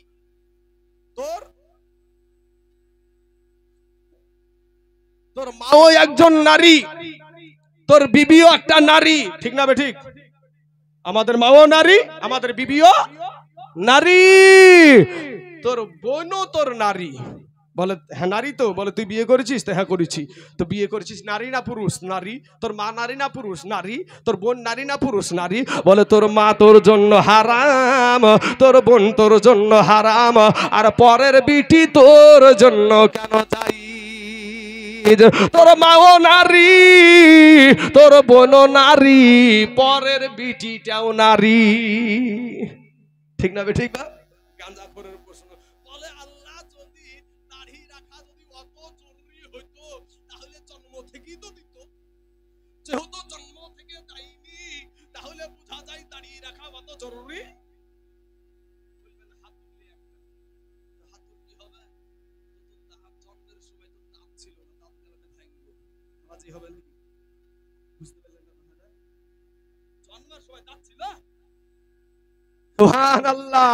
বাবাজি আমার সোনা মানিকেরা, দ্বিতীয় নম্বর প্রশ্ন, দ্বিতীয় নম্বর প্রশ্ন হলো যে তোমার আল্লাহকে দেখতে কেমন? বলে এই উত্তর যদি জানতে হয় তাহলে আমার কাছে দুইজন ব্যক্তিকে আসতে হবে। বলে আসতে হবে। বলে ঠিক আছে, দুজনা বুক খুলে চলে যাচ্ছে। বাবাজি মুসলমানদের বেইজ্জতি হবে, কেমন করে এই উত্তর দিবে? আজকে আল্লাহকে তো কেউ দেখে নাই, আল্লাহকে চর্মচক্ষু দ্বারা আমার নবী ছাড়া কেউ দেখে নাই বাবা, কিন্তু বাবা রে আমরা তো দেখি নাই, আমরা কেমন করে উত্তর দেব? ইমামে আজম আবু হানিফা রহমতুল্লাহ আলাইহি বলছে দুইজন সামনে আই যেমন এসেছে বাবাজি, দুজনকে ভর্তা ভরা একেবারে দুই থাপ্পড়। বলে মারো কেন? আবার থাপ্পড়। বলে মারো কেন? আবার থাপ্পড়। বলে মারলে কি হয়? বলছে মারলে লাগে। বলে মারলে লাগে, এই লাগাটা কি দেখা যায়? বলে লাগা যার অনুভব করা যায়, লাগা তো দেখা যায় না। অতএব যেমনি মারলে লাগে, লাগাটা অনুভব করা যায়, দেখা যায় না। অতএব আমার আল্লাহকেও দেখা যায় না। জোরে জোরে বলুন সুবহানাল্লাহ।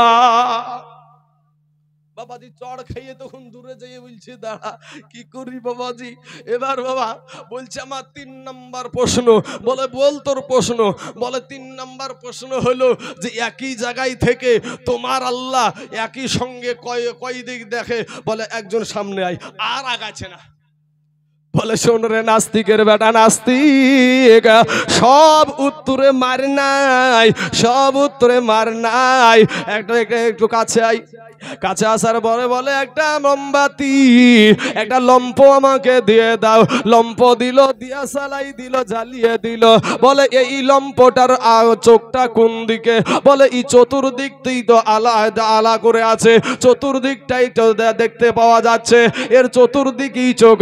বলে একটা মানুষের সৃষ্টি করা জিনিস, এটার দ্বারা যদি চতুর্দিকে আলা হয়, যে আল্লাহ সারা পৃথিবীকে সৃষ্টি করেছে আমার আল্লাহ, সেই আল্লাহ কেমন ভাবে চতুর্ভাবে দেখে সেটা এখানেই বুঝেন। বলে আমার এটার উত্তর পেয়েছি। বলে আমার 5 নম্বর 4 নম্বর হলো প্রশ্ন তোমার আল্লাহর আগে কে ছিল? বলে তাহলে সামনে আই। শিক্ষিত ছেলে আয়, এবার শিক্ষিত ছেলে ভয় আর যাই না, চড় দিবে গেলি বাবাজি চড় দেবে ভয়। বলে ভাই মায়ের নাই রে। এবার শিক্ষিত ছেলে সামনে আসলো, বলে তুমি কি একটু গণা জানো? 1 2 3 4 করে গুনতে পারো? বলে হ্যাঁ জানি। তখন বাবাজি গুনতে শুরু করেছে, 1 2 3 4 5 6 7 8 9 10। যেমন 10 বলেছে, বলে থামো। এবার বলছে তুমি কি উল্টা গণা জানো? বলে হ্যাঁ এটাও জানি।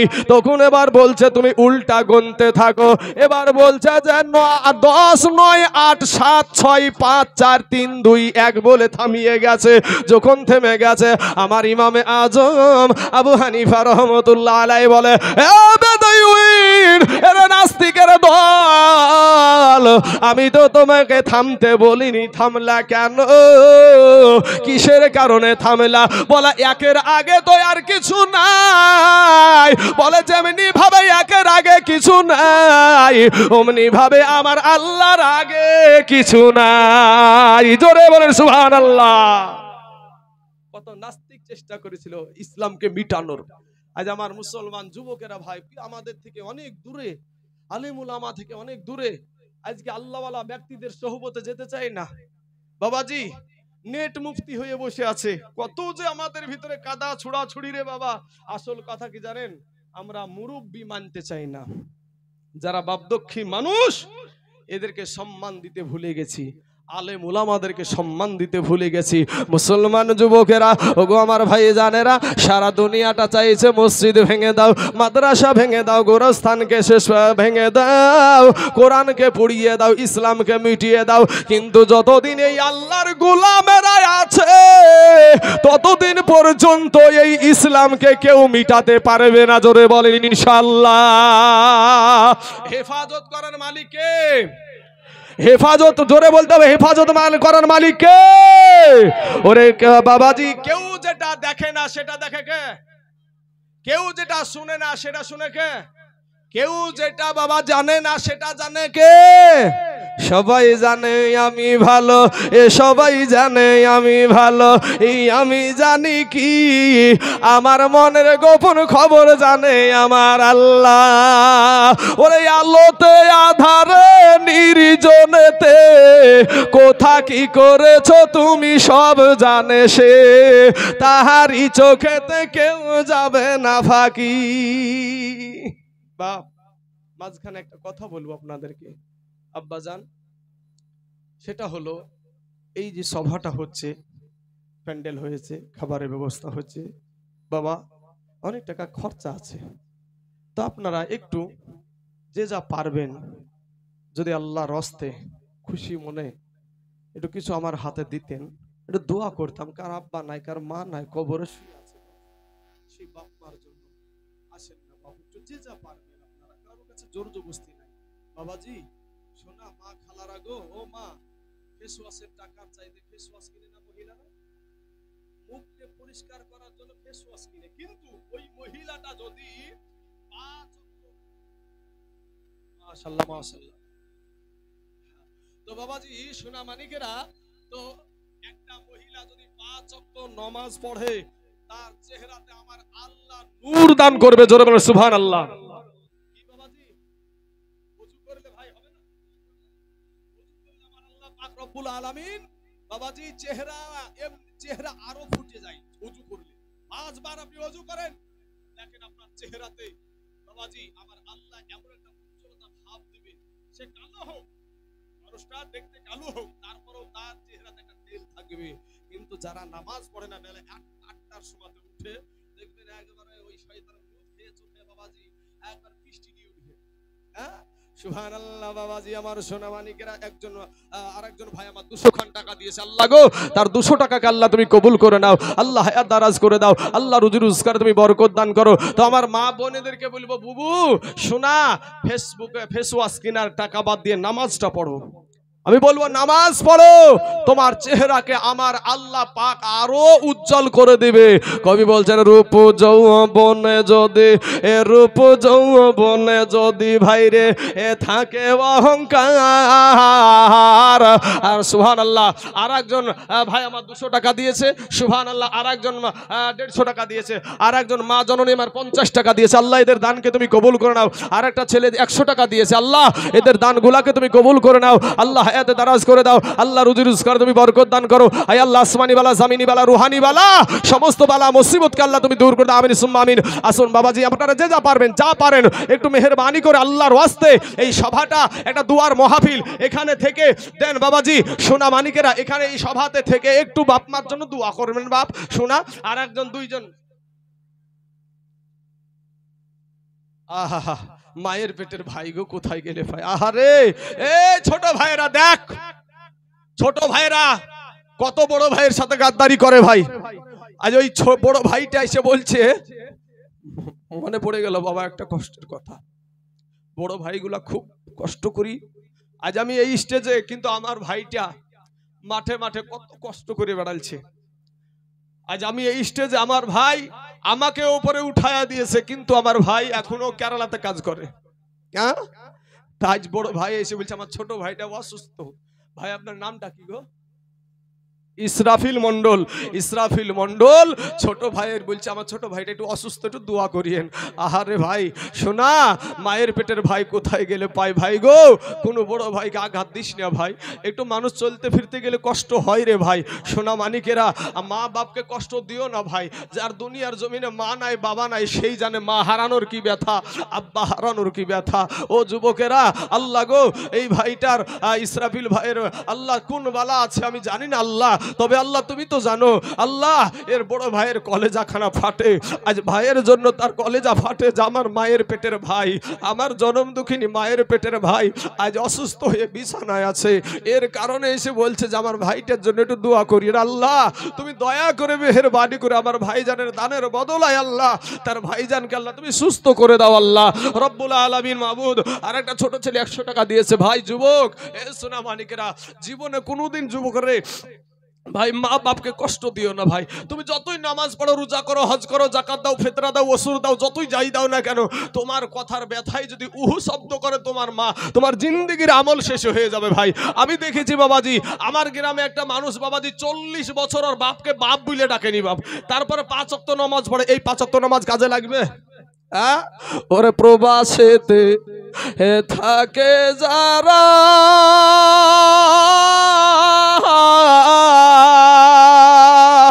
আমার মায়ের আদর পাই না তারা রে।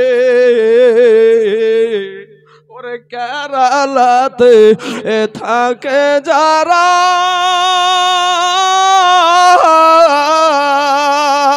আমার মায়ের আদর পাই না তারা রে। কবে যাব বাড়ি ফিরে দেখব নয়ন ভোরে রে। কবে যাব বাড়ি ফিরে দেখব নয়ন ভোরে রে।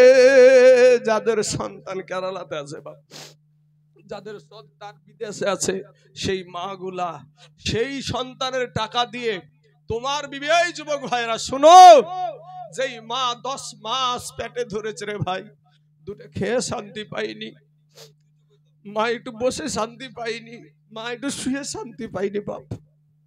সেই জনম দুঃখিনী মা সন্তান যখন বড় হলো, বিয়ে দিল, বৌমা আসলো, বেটা কেরালায় গেল।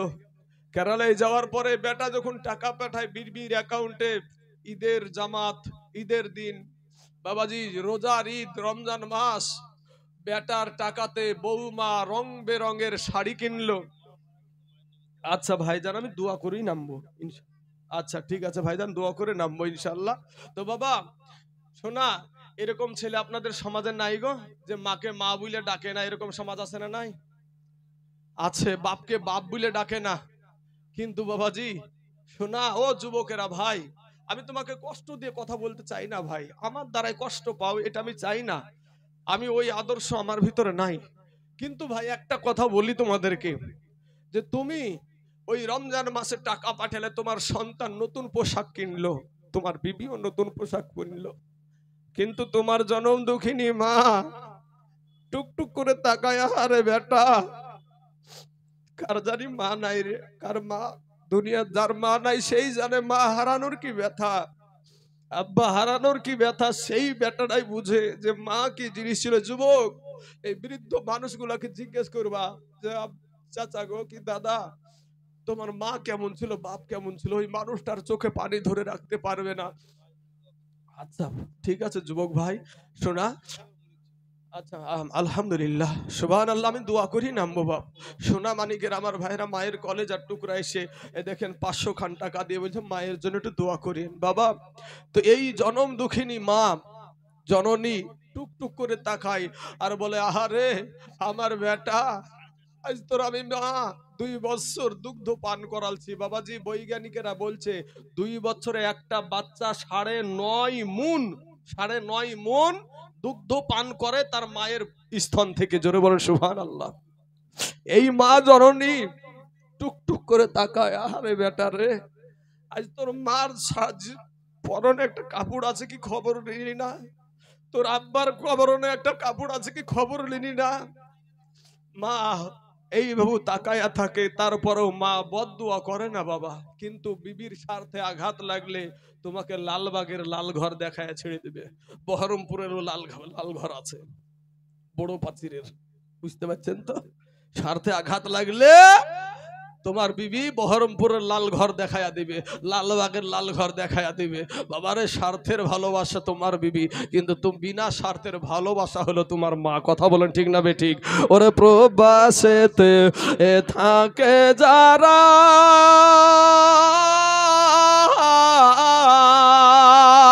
আমার মায়ের আদর পাই না তারা রে, কবে যাব বাড়ি ফিরে দেখব নয়ন ভোরে রে, কবে যাব বাড়ি ফিরে দেখব নয়ন ভোরে রে। ওরে সন্তান যখন, ওরে সন্তান যখন কেরালাই যায়,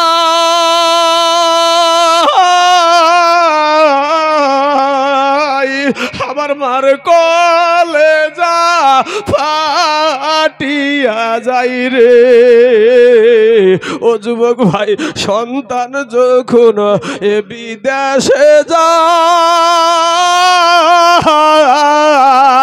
বাপের কইজা ফাটিয়া যাই রে, কেঁদে কেঁদে চোখের জলে বালি ছবি যায় রে, কেঁদে কেঁদে চোখের জলে বালি ছবি যায় রে।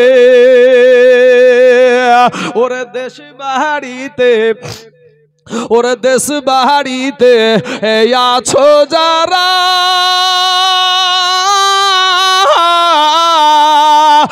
মায়ের আদর কর তারা রে, যার মা বাবা নাই বাঁচিয়া তার মতো দুঃখী কেহ নাই রে। সুবহানাল্লাহ সুবহানাল্লাহ। একজন মা জননী আমার 100 খান টাকা দিয়েছে, আল্লাহ তার দানকে তুমি কবুল করো না বাপ। এই যুবকের আমার ভাইয়েরা শোনা, আমি আপনাদেরকে বলবো ভাই, যে জীবনে মা বাপের খিদমত করিও। তোমার আব্বা বৃদ্ধ হয়ে গেছে, বয়স হয়ে গেছে, বাপের পকেটে 50টা টাকা নাই, চায়ের দোকানে লজ্জাতে বসতে পারছে না, যে অমুক দিন অমুক ভাই আমাকে চা খাওয়াইছে, আজ আমি যদি না খাওয়াই রোজ রোজ একটা মানুষের কাছে খাওয়া যাবে ভাই? খাওয়া যাবে না। বাপের একটা লজ্জিত হয়ে চায়ের দোকানখানে বসতে পারে না। বন্ধু বান্ধবের পিছনে তুমি টাকা খরচ করো, কিন্তু তোমার মায়ের বাপের পকেটে 50টা টাকা থাকে না। ও যুবক শোনা, নামাজ পড়ে কাজে লাগবে না ভাই, শোনা রে, নামাজ পড়ে কাজে লাগবে না। 5 ওয়াক্ত নামাজ পড়ো, আর যতই চাই করো না কেন, বাপ মাকে খুশি রেখে নামাজ পড়ো, নামাজ কবুল হয়ে যাবে। কথা ঠিক না বেঠিক? হ্যাঁ, মা বাপের দোয়াতে আল্লাহর ওলি হয়ে যায়। জোরে বলেন সুবহানাল্লাহ। বাইজিদ বোস্তামি রহমতুল্লাহ আলাই এক গিলাস পানি নিয়ে সারা রাত দাঁড়িয়ে আছে মায়ের পাশে। আহা, মা জননী পানি খেতে চেয়েছে, পানি খেতে চাওয়ার সঙ্গে সঙ্গে মা ঘুমিয়ে গেছে। বাইরে থেকে পানি আনতে গিয়ে এসে দেখে মা ঘুমিয়ে।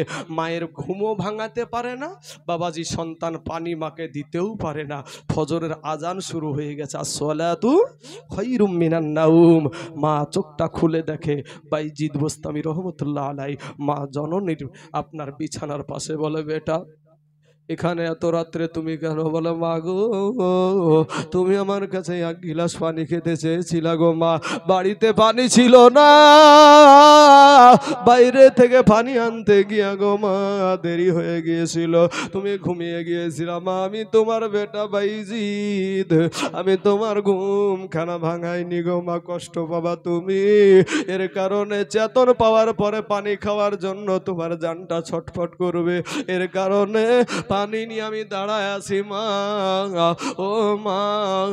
এর কারণে এবার মায়ের হাত সন্তানের হাত থেকে পানিটা নিয়ে পানিটা পান করে বাবা সন্তানকে বিছানায় শুইয়া দিয়া ফজরের নামাজ পড়ে মা আল্লাহর দরবারে কান্দে, আল্লাহ গো, আমার সন্তানের ওপরে আমি রাজি, আমার সন্তানকে এই দুনিয়ার জমিনে তুমি আউলিয়াদের তাজ বানায়া দাও। জোরে বলেন সুবহানাল্লাহ। আর মায়ের দোয়া তো কবুল, মায়ের দোয়া কবুল। ও মুসলমান ভাইয়েরা রে আমার, আমি আপনাদেরকে একটাবার বলবো, একবার মোহাব্বতের সহিত সকলেই পড়েন, দুরূদ শরীফ পড়েন তো, আল্লাহুম্মা সাল্লি।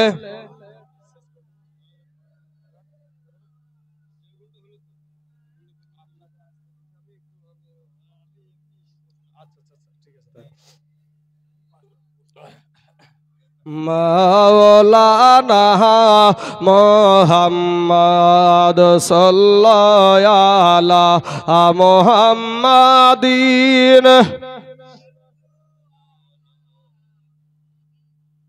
हरदम ज़बान से निकालो पाक नाम मोहम्मद, हरदम ज़बान से निकालो शफ़ीआना मोहम्मद सल्लल्लाहु अलैहि वसल्लम। আমার যুবক ভাইদেরকে নিয়ে একটা ওয়াজ করব। আপনারা কি বিরক্ত হচ্ছেন বাপ? বিরক্ত হচ্ছেন? আচ্ছা বাবাজি শোনা, কোটারাত ভাই একটা মানুষ তো ভাই, আমি মেশিন তো আর না, তো যাই হোক আমার যতদূর চলবে যতদূর দেখা যায়। সুবহানাল্লাহ ভাই। তবে যুবকদেরকে নিয়ে একটা ওয়াজ করব আমি, আমার যুবক ভাই। তবে তার আগে একটা এক্সাম্পল দিই। এক্সাম্পলটা হলো যে বাবাজি দুইটা কথা বলবো, একটাতে হয়তো 2-3 মিনিট লাগবে, আর একটাতে 2 মিনিটই শেষ হয়ে যাবে, একটা 3-4 মিনিট লাগতে পারে। বাবাজি দুইটা কথা বলে আমি ওই যুবকদেরকে নিয়ে ওয়াজটা করব। যুবকেরা আমাদের কালেমার ভাই, ঠিক না ভাই? ঠিক। এই নওজোয়ান তরুণদেরকে আমরা বুকে ভরতেও জানি না, তারা আসতেও জানে না। কথা বুঝলেন না? আমরাও বাবাজি সেই ভাবে ব্যবহার করতে জানি না। মৌলবি হয়েছে না মৌলবি, আরে বাবা রে, বক্তা সাহেব না বক্তা সাহেব, বুঝলেন না? এই অহংকার যদি কোনো বক্তার ভিতরে থাকে, ও বক্তা নামে তক্তা, ও বক্তা নামে তক্তা। আমি তার জন্য গজল বানালছি বাবাজি, এর জন্যই গজল বানালছি। এখনকার কিছু কিছু আলেমের জন্য, কিছু আলেম, সব আলেম না। ওরে এলো দিন আখেরি, মৌলবি হবে বাড়ি বাড়ি, এলো দিন আখেরি, মৌলবি হবে বাড়ি বাড়ি, কোরআনের কথা বলবে, হাদিসের কথা বলবে, নিজেরা মানবে না। ঘরে ঘরে মসজিদ হবে, এ ঘন ঘন মসজিদ হবে, এ মুসল্লি পাইবা না রে ভাই, ঘন ঘন মসজিদ হবে, মুসল্লি পাইবা না। কথাটা মিল আছে না নাই গো? হ্যাঁ, কথাটা মিল পেয়েছেন? ওরে কিয়ামতের দিন ঘনাবে, এ বান্দির পেটে সন্তান হবে, নিজের জমি খালি থাকবে, আবাদ হইবে না। কিয়ামতের আগে নিজের বউকে থুইয়া অন্য মহিলার সাথে সম্পর্ক গড়বে, আর যারও সন্তান পেটে দাঁড়াবে। সমাজে হচ্ছে না, হচ্ছে না গো? হ্যাঁ, তাহলে মিল আছে। ওরে কিয়ামতের দিন ঘনাবে, এ বান্দির পেটে সন্তান হবে, আর নিজের জমি খালি থাকবে, আবাদ হইবে না। কিছু পীরে টিপে মুরিদের পা, জগৎবাসী শুই না যা, লোভে ভক্তি কম্বকেরা দুজখে ঠিকানা। ঘন ঘন মসজিদ হবে কিয়ামতের নিশানা গো, ঘন ঘন মসজিদ হবে কিয়ামতের নিশানা। ওরে ভাই রাখবে না ভাইয়ের মান, অথচ একই বাপের দুই সন্তান। কথাটা ভালো করে বুঝেন। বুঝলে বুঝ পাতা, না বুঝলে বাবা তেজ পাতা, বুঝলে বুঝ, না হলে তরমুজ। হ্যাঁ, ওরে ভাই রাখবে না ভাইয়ের মান, অথচ একই বাপের দুই সন্তান। এক ভাই আর এক ভাইয়ের দিকে ফিরা চাইবে না। দেশে আইবর কতইটা যাবে, ভণ্ডরা ক্ষমতা পাবে। দেশে আইবর কতইটা যাবে, এই ভণ্ডরা ক্ষমতা পাবে। ওরে রাস্তাঘাটে, এ রাস্তাঘাটে বুরখা খুলে করিতে থাকিবে যে না। ঘন ঘন মসজিদ হবে কিয়ামতের নিশানা গো, ঘন ঘন মসজিদ হবে এ মুসল্লি ভাইবানা। এলো দিন আখেরি, মৌলবি হবে বাড়ি বাড়ি। এলো দিন আখেরি, মৌলবি হবে বাড়ি বাড়ি। কোরআনের কথা বলবে, নিজেরা মানবে না। ঘন ঘন মসজিদ হবে কিয়ামতের নিশানা গো, ঘন ঘন মসজিদ হবে মুসল্লি ভাইবানা। কথার সাথে আর গজলের সাথে মিল আছে না নাই গো বাপ? আছে। তো ভাই আমি যেটা বলতে চাইছিলাম, মা আর বাপ কি জিনিস, আর একটা যুবক ছেলেদের নিয়ে একটা এক্সাম্পল। আজ আপনার যুবক ভাইদেরকে লক্ষ্য করে বলছি, ভাই তুমি আমার কথাটার সাথে মিলা লাও। ভাই আমি যখন সাতপাড়ার হাফেজ, সাতপাড়া যখন হাফেজ, আমার কথাটাই বলে দিই, আমার এখান থেকে এটা পুঙ্গু হয়ে গেছিল, মাজা থেকে নিচ ধরটা এটা পুঙ্গু হয়ে গেছিল। 3 মাস বাবাজি আমি একেবারে বিছানায় ছিলাম, পেশাব পায়খানা। সাতপাড়া হাফেজ মানে হুজুর 14-15 বছর বয়স, বড় হয়ে গেছে তখন। তো 3 মাসে সবাই বিরক্ত হয়েছিল, কিন্তু একজন বিরক্ত হয়নি, সেটা হলো আমার জনম দুঃখিনী মা। সেটা হলো আমার জনম দুঃখিনী মা। এই যুবকেরা, তুমি সেই মার খবর লাও না ভাই। তোমার মা রমজান মাসে, তুমি যখন ছোট্ট ছিলে, রমজান মাসে তোমাকে যদি পোশাক দিতে না পেরেছে, তোমার মার কলজা ফেটেছে। স্বামীকে গিয়ে বলেছে, স্বামী গো আমার বেটার মুখের দিকে আর তাকাতে পারছি না গো স্বামী, আমার বেটাকে আপনি ধার করে হইলেও একটা নতুন পোশাক এনে দেন। হ্যাঁ, কিন্তু আজ তোমার বাপ একটা পরনের নতুন লুঙ্গি পরে ঈদগাহ হাতে যেতে পারে না। তোমার মতন কুলাঙ্গার সন্তান আর কি আছে, কে আছে? বাবাজি আমার যুবক ভাইরা, আল্লাহ আমাদের সমস্ত যুবক ভাইদেরকে হেদায়েত দান করুক, সকলেই বলেন আমিন। বাবাজি 2টা মিষ্টি, যুবক 2টা মিষ্টি নিয়ে চলে যাও দিনি আজকে সাহারির বাড়িতে। আমার এই বেলডাঙ্গা কোন দিকে পড়ছে হুজুর? এদিকে পড়ছে নাকি? আমার বা শ্বশুর বাড়ি এদিকে, বুঝতে পারলেন? মানে এদিকে আমার শ্বশুর বাড়ি, আপনার রেজিনগর থানা, জয়নগরে। তো এইদিকে তো 2টা যদি এখন মিষ্টি নিয়ে যদি রাতের বেলাতে আমি যাই, আর সালাজ ভাই বুঝুন তো আপনারা, সালাজ ভাই এটাকে কি বলেন? এই জায়গাটাকে সালাজ ভাইয়ের কহিনের গুতা। কাজ পাওনে 2টা মিষ্টি লিয়ে উঠিয়েছ। হ্যাঁ, যদি আপনি শাশুড়ি আম্মাকে যদি বলেন, মা দেখেন তো আপনার বৌমা শুধু বিরক্ত করছে, শাশুড়ি মায়ে বলবে, জামাই তোমারও যে কাণ্ড জ্ঞান নাই, তুমি আইনে বানা তো আইনে বাই না, 2টা মিষ্টি কি বিলি হয়েছে। তবে মুখকে চাকরাবে আর বলিবে, এতড়ি লিবে, এতড়ি হলে গার আর পেট ভরবে। কিন্তু ভাই আজকের রাত্রি তুমি প্রমাণ নাও, আজকের রাত্রিতে 2টা মিষ্টি নাও তুমি। তোমার জনম দুঃখিনী মা বিছানাতে শুয়ে আছে, অসুস্থ বৃদ্ধ হয়ে গেছে, তাকে গিয়ে বলো গা যে মা গো আমার কাছে টাকা ছিল না, তো মা আমার মন চাইলো যে তোমাকে 2টা মিষ্টি খাওয়াবো, তো 2টা মিষ্টি আমি তোমার জন্য নিয়ে এসেছি, মা তুমি একটু খেয়ে খুশি হও। বলেন মা খুশি হবে না বেজার হবে? খুশি হবে। আর শ্বশুর বাড়িতে কহিনের গুতা খাবে, বুঝলেন না? বুঝছেন তো? এই বুঝা বুঝিয়েন না এক্সাম্পল। এবার এটা শেষ হলো, এটা প্রমাণ আপনারা পেয়ে যাচ্ছেন। আপনারাই এটা সাক্ষী দিলেন যে না, মা 2টা মিষ্টিতে খুশি হবে, কিন্তু শ্বশুর বাড়িতে কোহিনের গুতা খাইতে হবে। এবার আসেন এক্সাম্পলটা দেওয়ার পরে আমি যুবকদেরকে নিয়ে 10টা মিনিট ওয়াজ করে আমার বক্তব্য ইতি করব। আমার যুবক ভাইদেরকে নিয়ে আলোচনাটা করব আজকে বাবাজি একটু। তো ভাই যুবক, তোমাদেরকে একটু বলবো ভাই, যেখানে যুবকেরা আছো আসো ভাই, তোমাদেরকে নিয়ে একটু আমি আলোচনা করব। তার আগে এক্সাম্পলটা দিই বোঝানোর জন্য। এটা আপনাদেরকে অন্য কিছু বলে যে টাইম কাটাবো না, বোঝানোর জন্য, একটু বুঝেন। আমি এতক্ষণ যে বলে আসছি, কোন সময় ইটা উটা বলে গল্প করে আপনাদের সাথে সময় কাটালছি? এক ফুটাও না। কিন্তু বাবাজি আর একজন চাচা আমার, আচ্ছা দুজন 100 করে 200 টাকা দিয়েছে। ভাই শোনা একটু, আমি 2 ঘন্টা টাইম আছে আমার, আমি 2 ঘন্টা ইনশাল্লাহ পার হবে তো, 2 ঘন্টা পার হবে তো 2 ঘন্টার নিচে নামবো না, এটুক মাথায় রাখবেন বাবাজি আমার। শোনাবো তবে আমি মানুষ, আমারও পাশগুলা ভাই চলছে। যতই শীত পড়ুক না কেন জানবেন, বক্তা দিতে স্টেজে উঠলো না কেন আর ঘামি গেল। ভাবছেন যে শুধু মাঠে দাউলি চালালি বোধহয় ঘামে, আর কুদাল দিয়ে খুঁড়লি বোধহয় ঘামে। বাবাজি শোনা, এটাও জায়গাতে, এই জায়গাতে বসেও আমাদের পেটের লাড়িগুলো একেবারে বাটনা বাটা হয়ে বেটে যায়, ব্যথা হয়ে যায়। সোনা মানিক চলেন এক্সাম্পল যেটা বলছিলাম, যে এক্সাম্পলটা কিসের জন্য? বুঝানোর জন্য। আপনাদের হরিহর পাড়ার বাজারে এক মঘা ভাই, কথার কথা এটা, তো এক মঘা জীবনে কোনোদিন আয়না দেখেনি, জীবনে কোনোদিন আয়নাই দেখেনি। ধরেন এটা আয়না, মুখ দেখিনি আমরা আয়নাতে, জীবনে কোনোদিনও আয়নাটাই দেখেনি। তো 10 টাকা দিয়ে একটা পাইকারি দমের আয়না কিনেছে হরিহর পাড়া বাজারে। তারপরে আয়নাটার প্যাকেট থেকে আয়নাটা খুলে আয়নার দিকে তাকিয়ে দেখছে যে আয়নার ভিতরে একটা মানুষ। আয়নার ভিতরে কি একটা মানুষ। এই মঘা তখন চিন্তা হচ্ছে, আরে সব আশ্চর্য জিনিস আমি পেয়ে গেছি। পানু তো ধনু কেন, একটা কথা নাই, পানু তো ধনু কেন।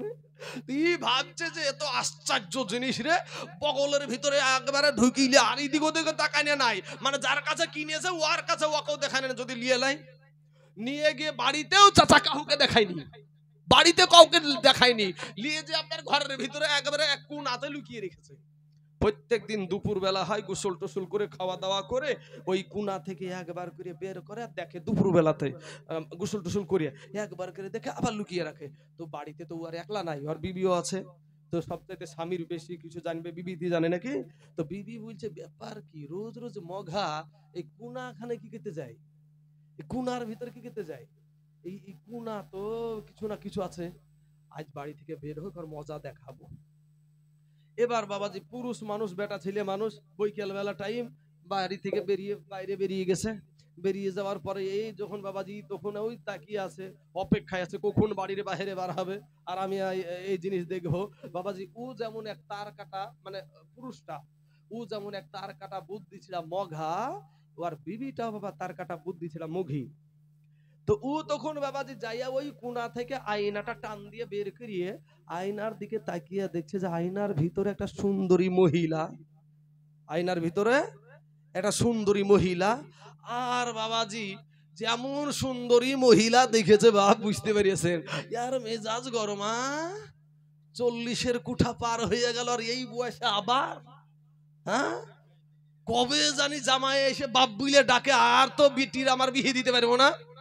রাগে গড়গড় করতে করতে বুঝতে পারছেন খরিশের ডেফার মতন, বুঝতে পেরেছেন খরিশের ডেফার মতন কোথায় যাবে? শাশুড়ি আম্মার কাছে। শাশুড়ি আম্মা বৃদ্ধ মহিলা, বুড়ি মহিলা, যাইয়া বলছে, মা দেখেন তো আপনার বেটার কর্মগুলা। কেন রে মা, কি হয়েছে? তুমি এত রাগি আছো কিসের লেগে, ওরকম করছো কেন? আসমানে এক ঠুট আর জমিনে এক ঠুট টকানা করছো। তখন মাকে বলছে, হ্যাঁ আপনার বেটা যে খুব ভালো। কেন আমার বেটা কি করেছে? আপনার বেটা 40-এর কুঠা পার হয়ে গেল এই বয়সে, আপনার বেটা আমার মতন সুন্দরীকে রেখে ও আবার প্রেম করতে আরম্ভ করেছে। মায়ে একটা ধমক দিল, আমার বেটার মতন বেটাই নাই। নারায়ে তাকবীর, নারায়ে রিসালাত, মাসলাকে আলা হযরত উলামায়ে আহলে সুন্নাত, উলামায়ে আহলে সুন্নাত মাওলানা মোহাম্মদ ইজারুল সাহেব, মাওলানা মোহাম্মদ ইজারুল রিজভী সাহেব। নারায়ে তাকবীর, নারায়ে রিসালাত। বাবাজি আমার সোনা মানিকের, আমার ভাই জানারা, বক্তা সাহেব চলে এসেছে। আর বক্তাকে স্টেজে বসিয়ে রাখা এটা আমার আদর্শ নয়, এটা আদবের খেলাফ। সম্মানিত বাবাজি, তবে এক্সাম্পলটা দিয়ে শেষ করে, বুঝতে পেরেছেন বাবাজি? এবার এই বুড়ি মহিলাকে বলছে, আপনার বেটা 40-এর কুঠা পার হয়ে গেল, আর এই বয়সে আমার মতন সুন্দরীকে রেখে ও আবার প্রেম করতে আরম্ভ করেছে। মায়ে তখন, আমার বেটার মতন বেটাই নাই, সাদা সিধে বেটা আমার। হ্যাঁ, তখন বুড়ি মহিলা বুঝতে পারছে, আর ই তর তাজা একবার জুয়ান, বুঝতে পেরেছেন? হাত খান খাপ করে ধরিয়ে বলছে, চলেন আপনাকে সচক্ষে দেখাচ্ছে, চলেন চলেন দেখাচ্ছে, চলেন। হ্যাঁ, একবার বাবাজি ভণ ভণ ভণকে টানতে টানতে বুড়ি মহিলা বলছে, আসতে যাচ্ছি রে মা, বলে আপনাকে সচক্ষে নিজে চোখে প্রমাণ দেখাবো, চলেন। নিয়ে যে বাবাজি ওই আয়না বের করে দিয়েছে। ওরা যেমন স্বামী স্ত্রী বাবা, তার কাটা বুদ্ধি ছিড়া, মঘার মঘি, ওর মাও তার কাটা বুদ্ধি ছিড়া। বাবাজি আমার সোনা মানিকেরা, এবার বাবাজি ওর মা তখন বাবাজি ওই আয়না বের করে দিয়েছে। দেখেন আপনার বেটার কাজ গেলাম, দেখেন আয়নার দিকে তাকিয়ে দেখছে একটা বুড়ি মহিলা, আয়নার ভিতরে এটা বুড়ি মহিলা। এই বুড়ি মহিলা দেখে আর কান্না, ভাই আর কেউ চুপাইতে পারে না। এই কান্না না সেই কান্না, কেউ চুপাইতে পারে না। ও বেটা তুই কি করলি, হাই বেটা তুই কি করলি, হাই বেটা তুই কি করলি, কেউ চুপাইতে যখন না পারল, তখন বেটার কাছে খবর গেল। বেটা আসলো, বেটা এসে বলছে, মা কান্দো কেন, ও মা তুমি কাঁদছো কেন? তখন মায়ে বলছে, বেটা রে, ওরে বেটা, ইসলাম ধর্মে 4টা বিহা করা যাই যাচ্ছে রে বেটা, তুই আর পালি না, এই বুড়ি কি পালি? হাগো বুড়ি রেখে গো ভাই। আচ্ছা, আইনার দোষ না বুঝার দোষ? এই বুঝা বুঝিয়েন না ভাই, আলেমুল আমার কথাগুলাকে এই বুঝা বুঝিয়েন না ভাই। শোনা, বক্তা যখন চলে এসেছে, একটা গজল শোনায়, মাকে আমি ভালোবাসি কঠিন, আমার সারা দুনিয়ায় একদিকে, আমার মা বাপ আমার একদিকে। বাবাজি সোনা মানিকেরা, আমার মা বাপকে আমি ভালোবাসি, এর জন্য মায়ের শানগুলো আমি বেশি বেশি বলে থাকি। একটা গজল বলে আমি শেষ করে দেব। বাবাজি আমার সোনারা, ওরে মায়ের কাঁদন এ জগৎ জীব, এই 2-4 মাস বুনের কাঁদন রে, ওরে ঘরের পুরি বাইরের কাঁদন কয়েকদিন পর থাকে না, দুঃখের দহরদি আমার জনম দুঃখী মা। যুবক, পর্দার আড়ালে মায়েরা শুনছে, পর্দার আড়ালে মায়েরা দেখছে। ওরে যুবক, মায়ের পাগল হয়ে যা ভাই, জান্নাত তোমার জন্য নির্ধারিত হবে। মায়ের পাগল হয়ে যাও, মায়ের কথা মেনে চলো। কোনো বাপ মা চাই না সন্তান খারাপ পথে যাক, চাই নাকি ভাই? কোনো বাপ মা চাই না যে সন্তান মদ খাক, গাঁজা খাক, তাড়ি খাক, এইগুলা কি চাই কোনো বাপ মা? কোনো মা চাই না। তাই কবি বলছেন, ওরে মায়ের কাঁদন এ জগৎ জীব, এই 2-4 মাস বুনের কাঁদন রে,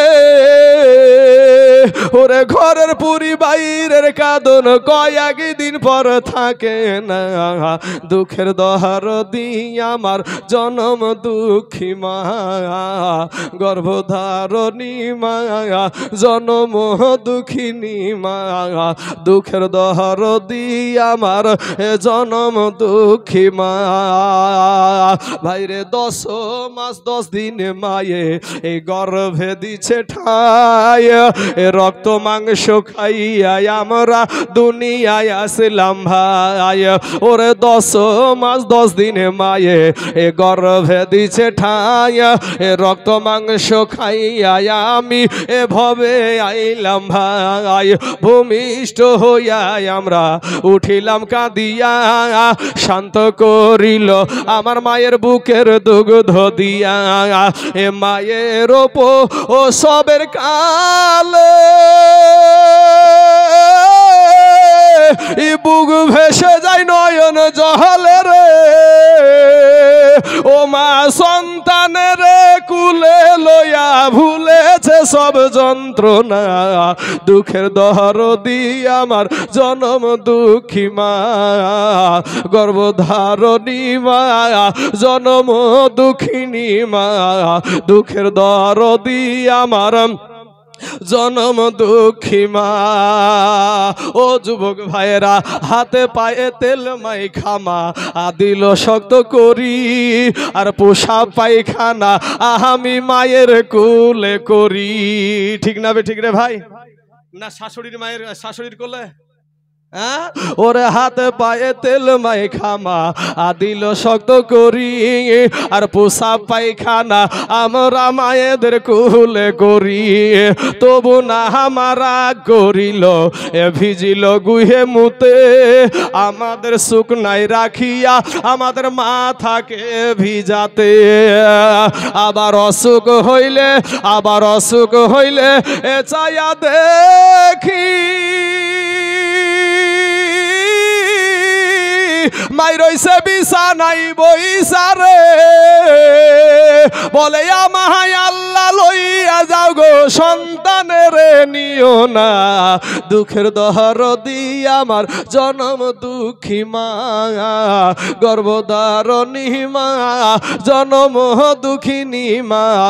দুঃখের দহরদি আমার জনম দুঃখী মা। ছেলে যদি কুপুত্র হয় ভাইরে মায়ে নাহি ফেলে, আর হাজার দোষ থাকিয়া তবু মায়ে গোপন রাখে। আজকে তাইজুল ইসলাম ভেবে বলে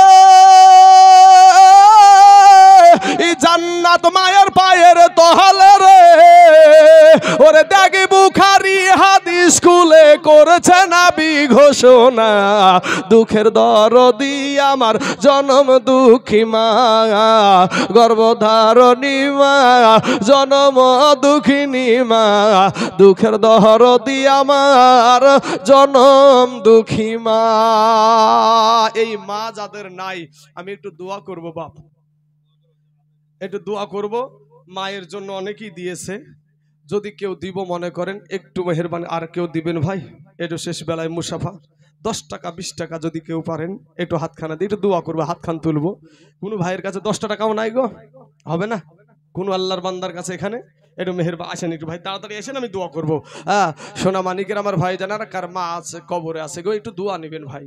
আলেম উলামাদের কাছ থেকে দোয়া নেবেন, মুরব্বীদের কাছে, মুরব্বী বাবজিদের কাছ থেকে দোয়া নেবেন। এই যে সাদা দাড়িওয়ালা মানুষ যারা আছে, এই মানুষগুলা সাদা দাড়িওয়ালা মানুষদের কাছে দোয়া নেবেন ভাই। যুবকেরা শোনা, টাকা দান করলে ফুরাই না রে ভাই। সুবহানাল্লাহ। একজন মা দিয়েছে 500 টাকা, আর একজন দিয়েছে 77 টাকা। সুবহানাল্লাহ সুবহানাল্লাহ। গজল বুঝলাম তো, বক্তা সাহেব চলে এসেছে না, গ্রামের হইলেও বক্তা তো উনিও বাবাজি সেদিন উনিও বাইরে যায় সেদিন আমার সঙ্গে আপনার ইয়াতে জায়গাটা না কি গো হুজুর, হনুমন্তন নগরে ছিল আমার হাতে, বালির ঘাটে বাস উল্টে যাওয়া জায়গাতে। সুবহানাল্লাহ। তো যাই হোক ভাই, একটু মেহেরবানি। ওই যুবকেরা ভাই, কত টাকা ফুরিয়ে যায় রে ভাই, 10টা টাকা চাইলাম রে ভাই, হাতখানে একটু দোয়া করবো। বাবাজি সোনা মানিকের একটু যে যা পারে। হ্যাঁ ঠিক আছে ভাই, আলহামদুলিল্লাহ মাশাআল্লাহ। একটু দোয়া করবো ভাই, এত বড় একটা অনুষ্ঠান করেছে বাপ, বিদেশ থেকে বক্তা নিয়ে এসেছে। সুবহানাল্লাহ। আসেন ভাই, একটু মেহেরবানি করে। যখন একটা গজল শুনতে চেয়েছে, আমি গজলটা শোনাবো, তবুও মায়েরই গজল হবে, মা জননীকে নিয়ে হবে। আমি মায়ের পাগল, আমি মা জননীর পাগল ভাই। সুবহানাল্লাহ সুবহানাল্লাহ। বাবার আমার ভাইয়ের আমার মা খালারা গো, একটু কারো হাত দিয়ে একটু পাঠিয়ে দেন গো মা। আপনার মা কবরে, বাপ কবরে, ভাই কবরে, বোন কবরে, সন্তান কবরে, স্বামী কবরে। 10 টাকা 20 টাকা 50 টাকা 100 টাকা 500 টাকা। সুবহানাল্লাহ। আর একটা যুবক ভাই আমার দিয়েছে 100 টাকা। আল্লাহ তার 100 টাকাকে তুমি কবুল করে নাও, আল্লাহ এতে দারাজ করে দাও, আল্লাহ রুজি রোজগার তুমি বরকত দান করো, আমিন সুম্মা আমিন। সুবহানাল্লাহ। ভাই আমার একটা গজল শুনতে চেয়েছে, আর আমাকে দোয়া করতে গিয়ে একটু টাইম লেগে যাবে, যেহেতু বক্তা চলে এসেছে। সুবহানাল্লাহ। ভাই একটু মেহেরবানি করে, আমি মুখে না বললেও আপনারা একটু হাতে একটু মুসাফাতা করে যেতে পারেন ভাই। কালকে চাইলে আর হবে না রে ভাই, কাল আবার উত্তর দিনাজপুর, কাল আবার উত্তর দিনাজপুর সকাল 9টায় ছাড়বো গাড়ি। বাবাজি আমার সোনামানিকেরা, ভাই আমার 10 টাকা 20 টাকা যে যা পারেন ভাই। কত টাকা ফুরিয়ে যায় একবার যদি মোবাইল রিচার্জ করে ভাই, 300 টাকার উপরে লাগছে এখন। আর নেট বালা ছাড়া তো নিবে না, এখন নেট চলাই লাগবে। মোবাইলের ভিতরে যে কাকে মারে গো ভাই, এই মার মার মার মার মার মার করতেই থাকে, কাকে যে মারো আর আই বুঝে, মোবাইলের ভিতরে মারে। আল্লাহ এদেরকে, এই সমস্ত যুবকদেরকে হেদায়েত দান করুক, সকলে বলেন আমিন। সুবহানাল্লাহ সুবহানাল্লাহ। আচ্ছা মায়েদের তরফ থেকে এসেছে 150 টাকা, আল্লাহ তাদের 150 টাকাকে তুমি কবুল করে নাও। সুবহানাল্লাহ।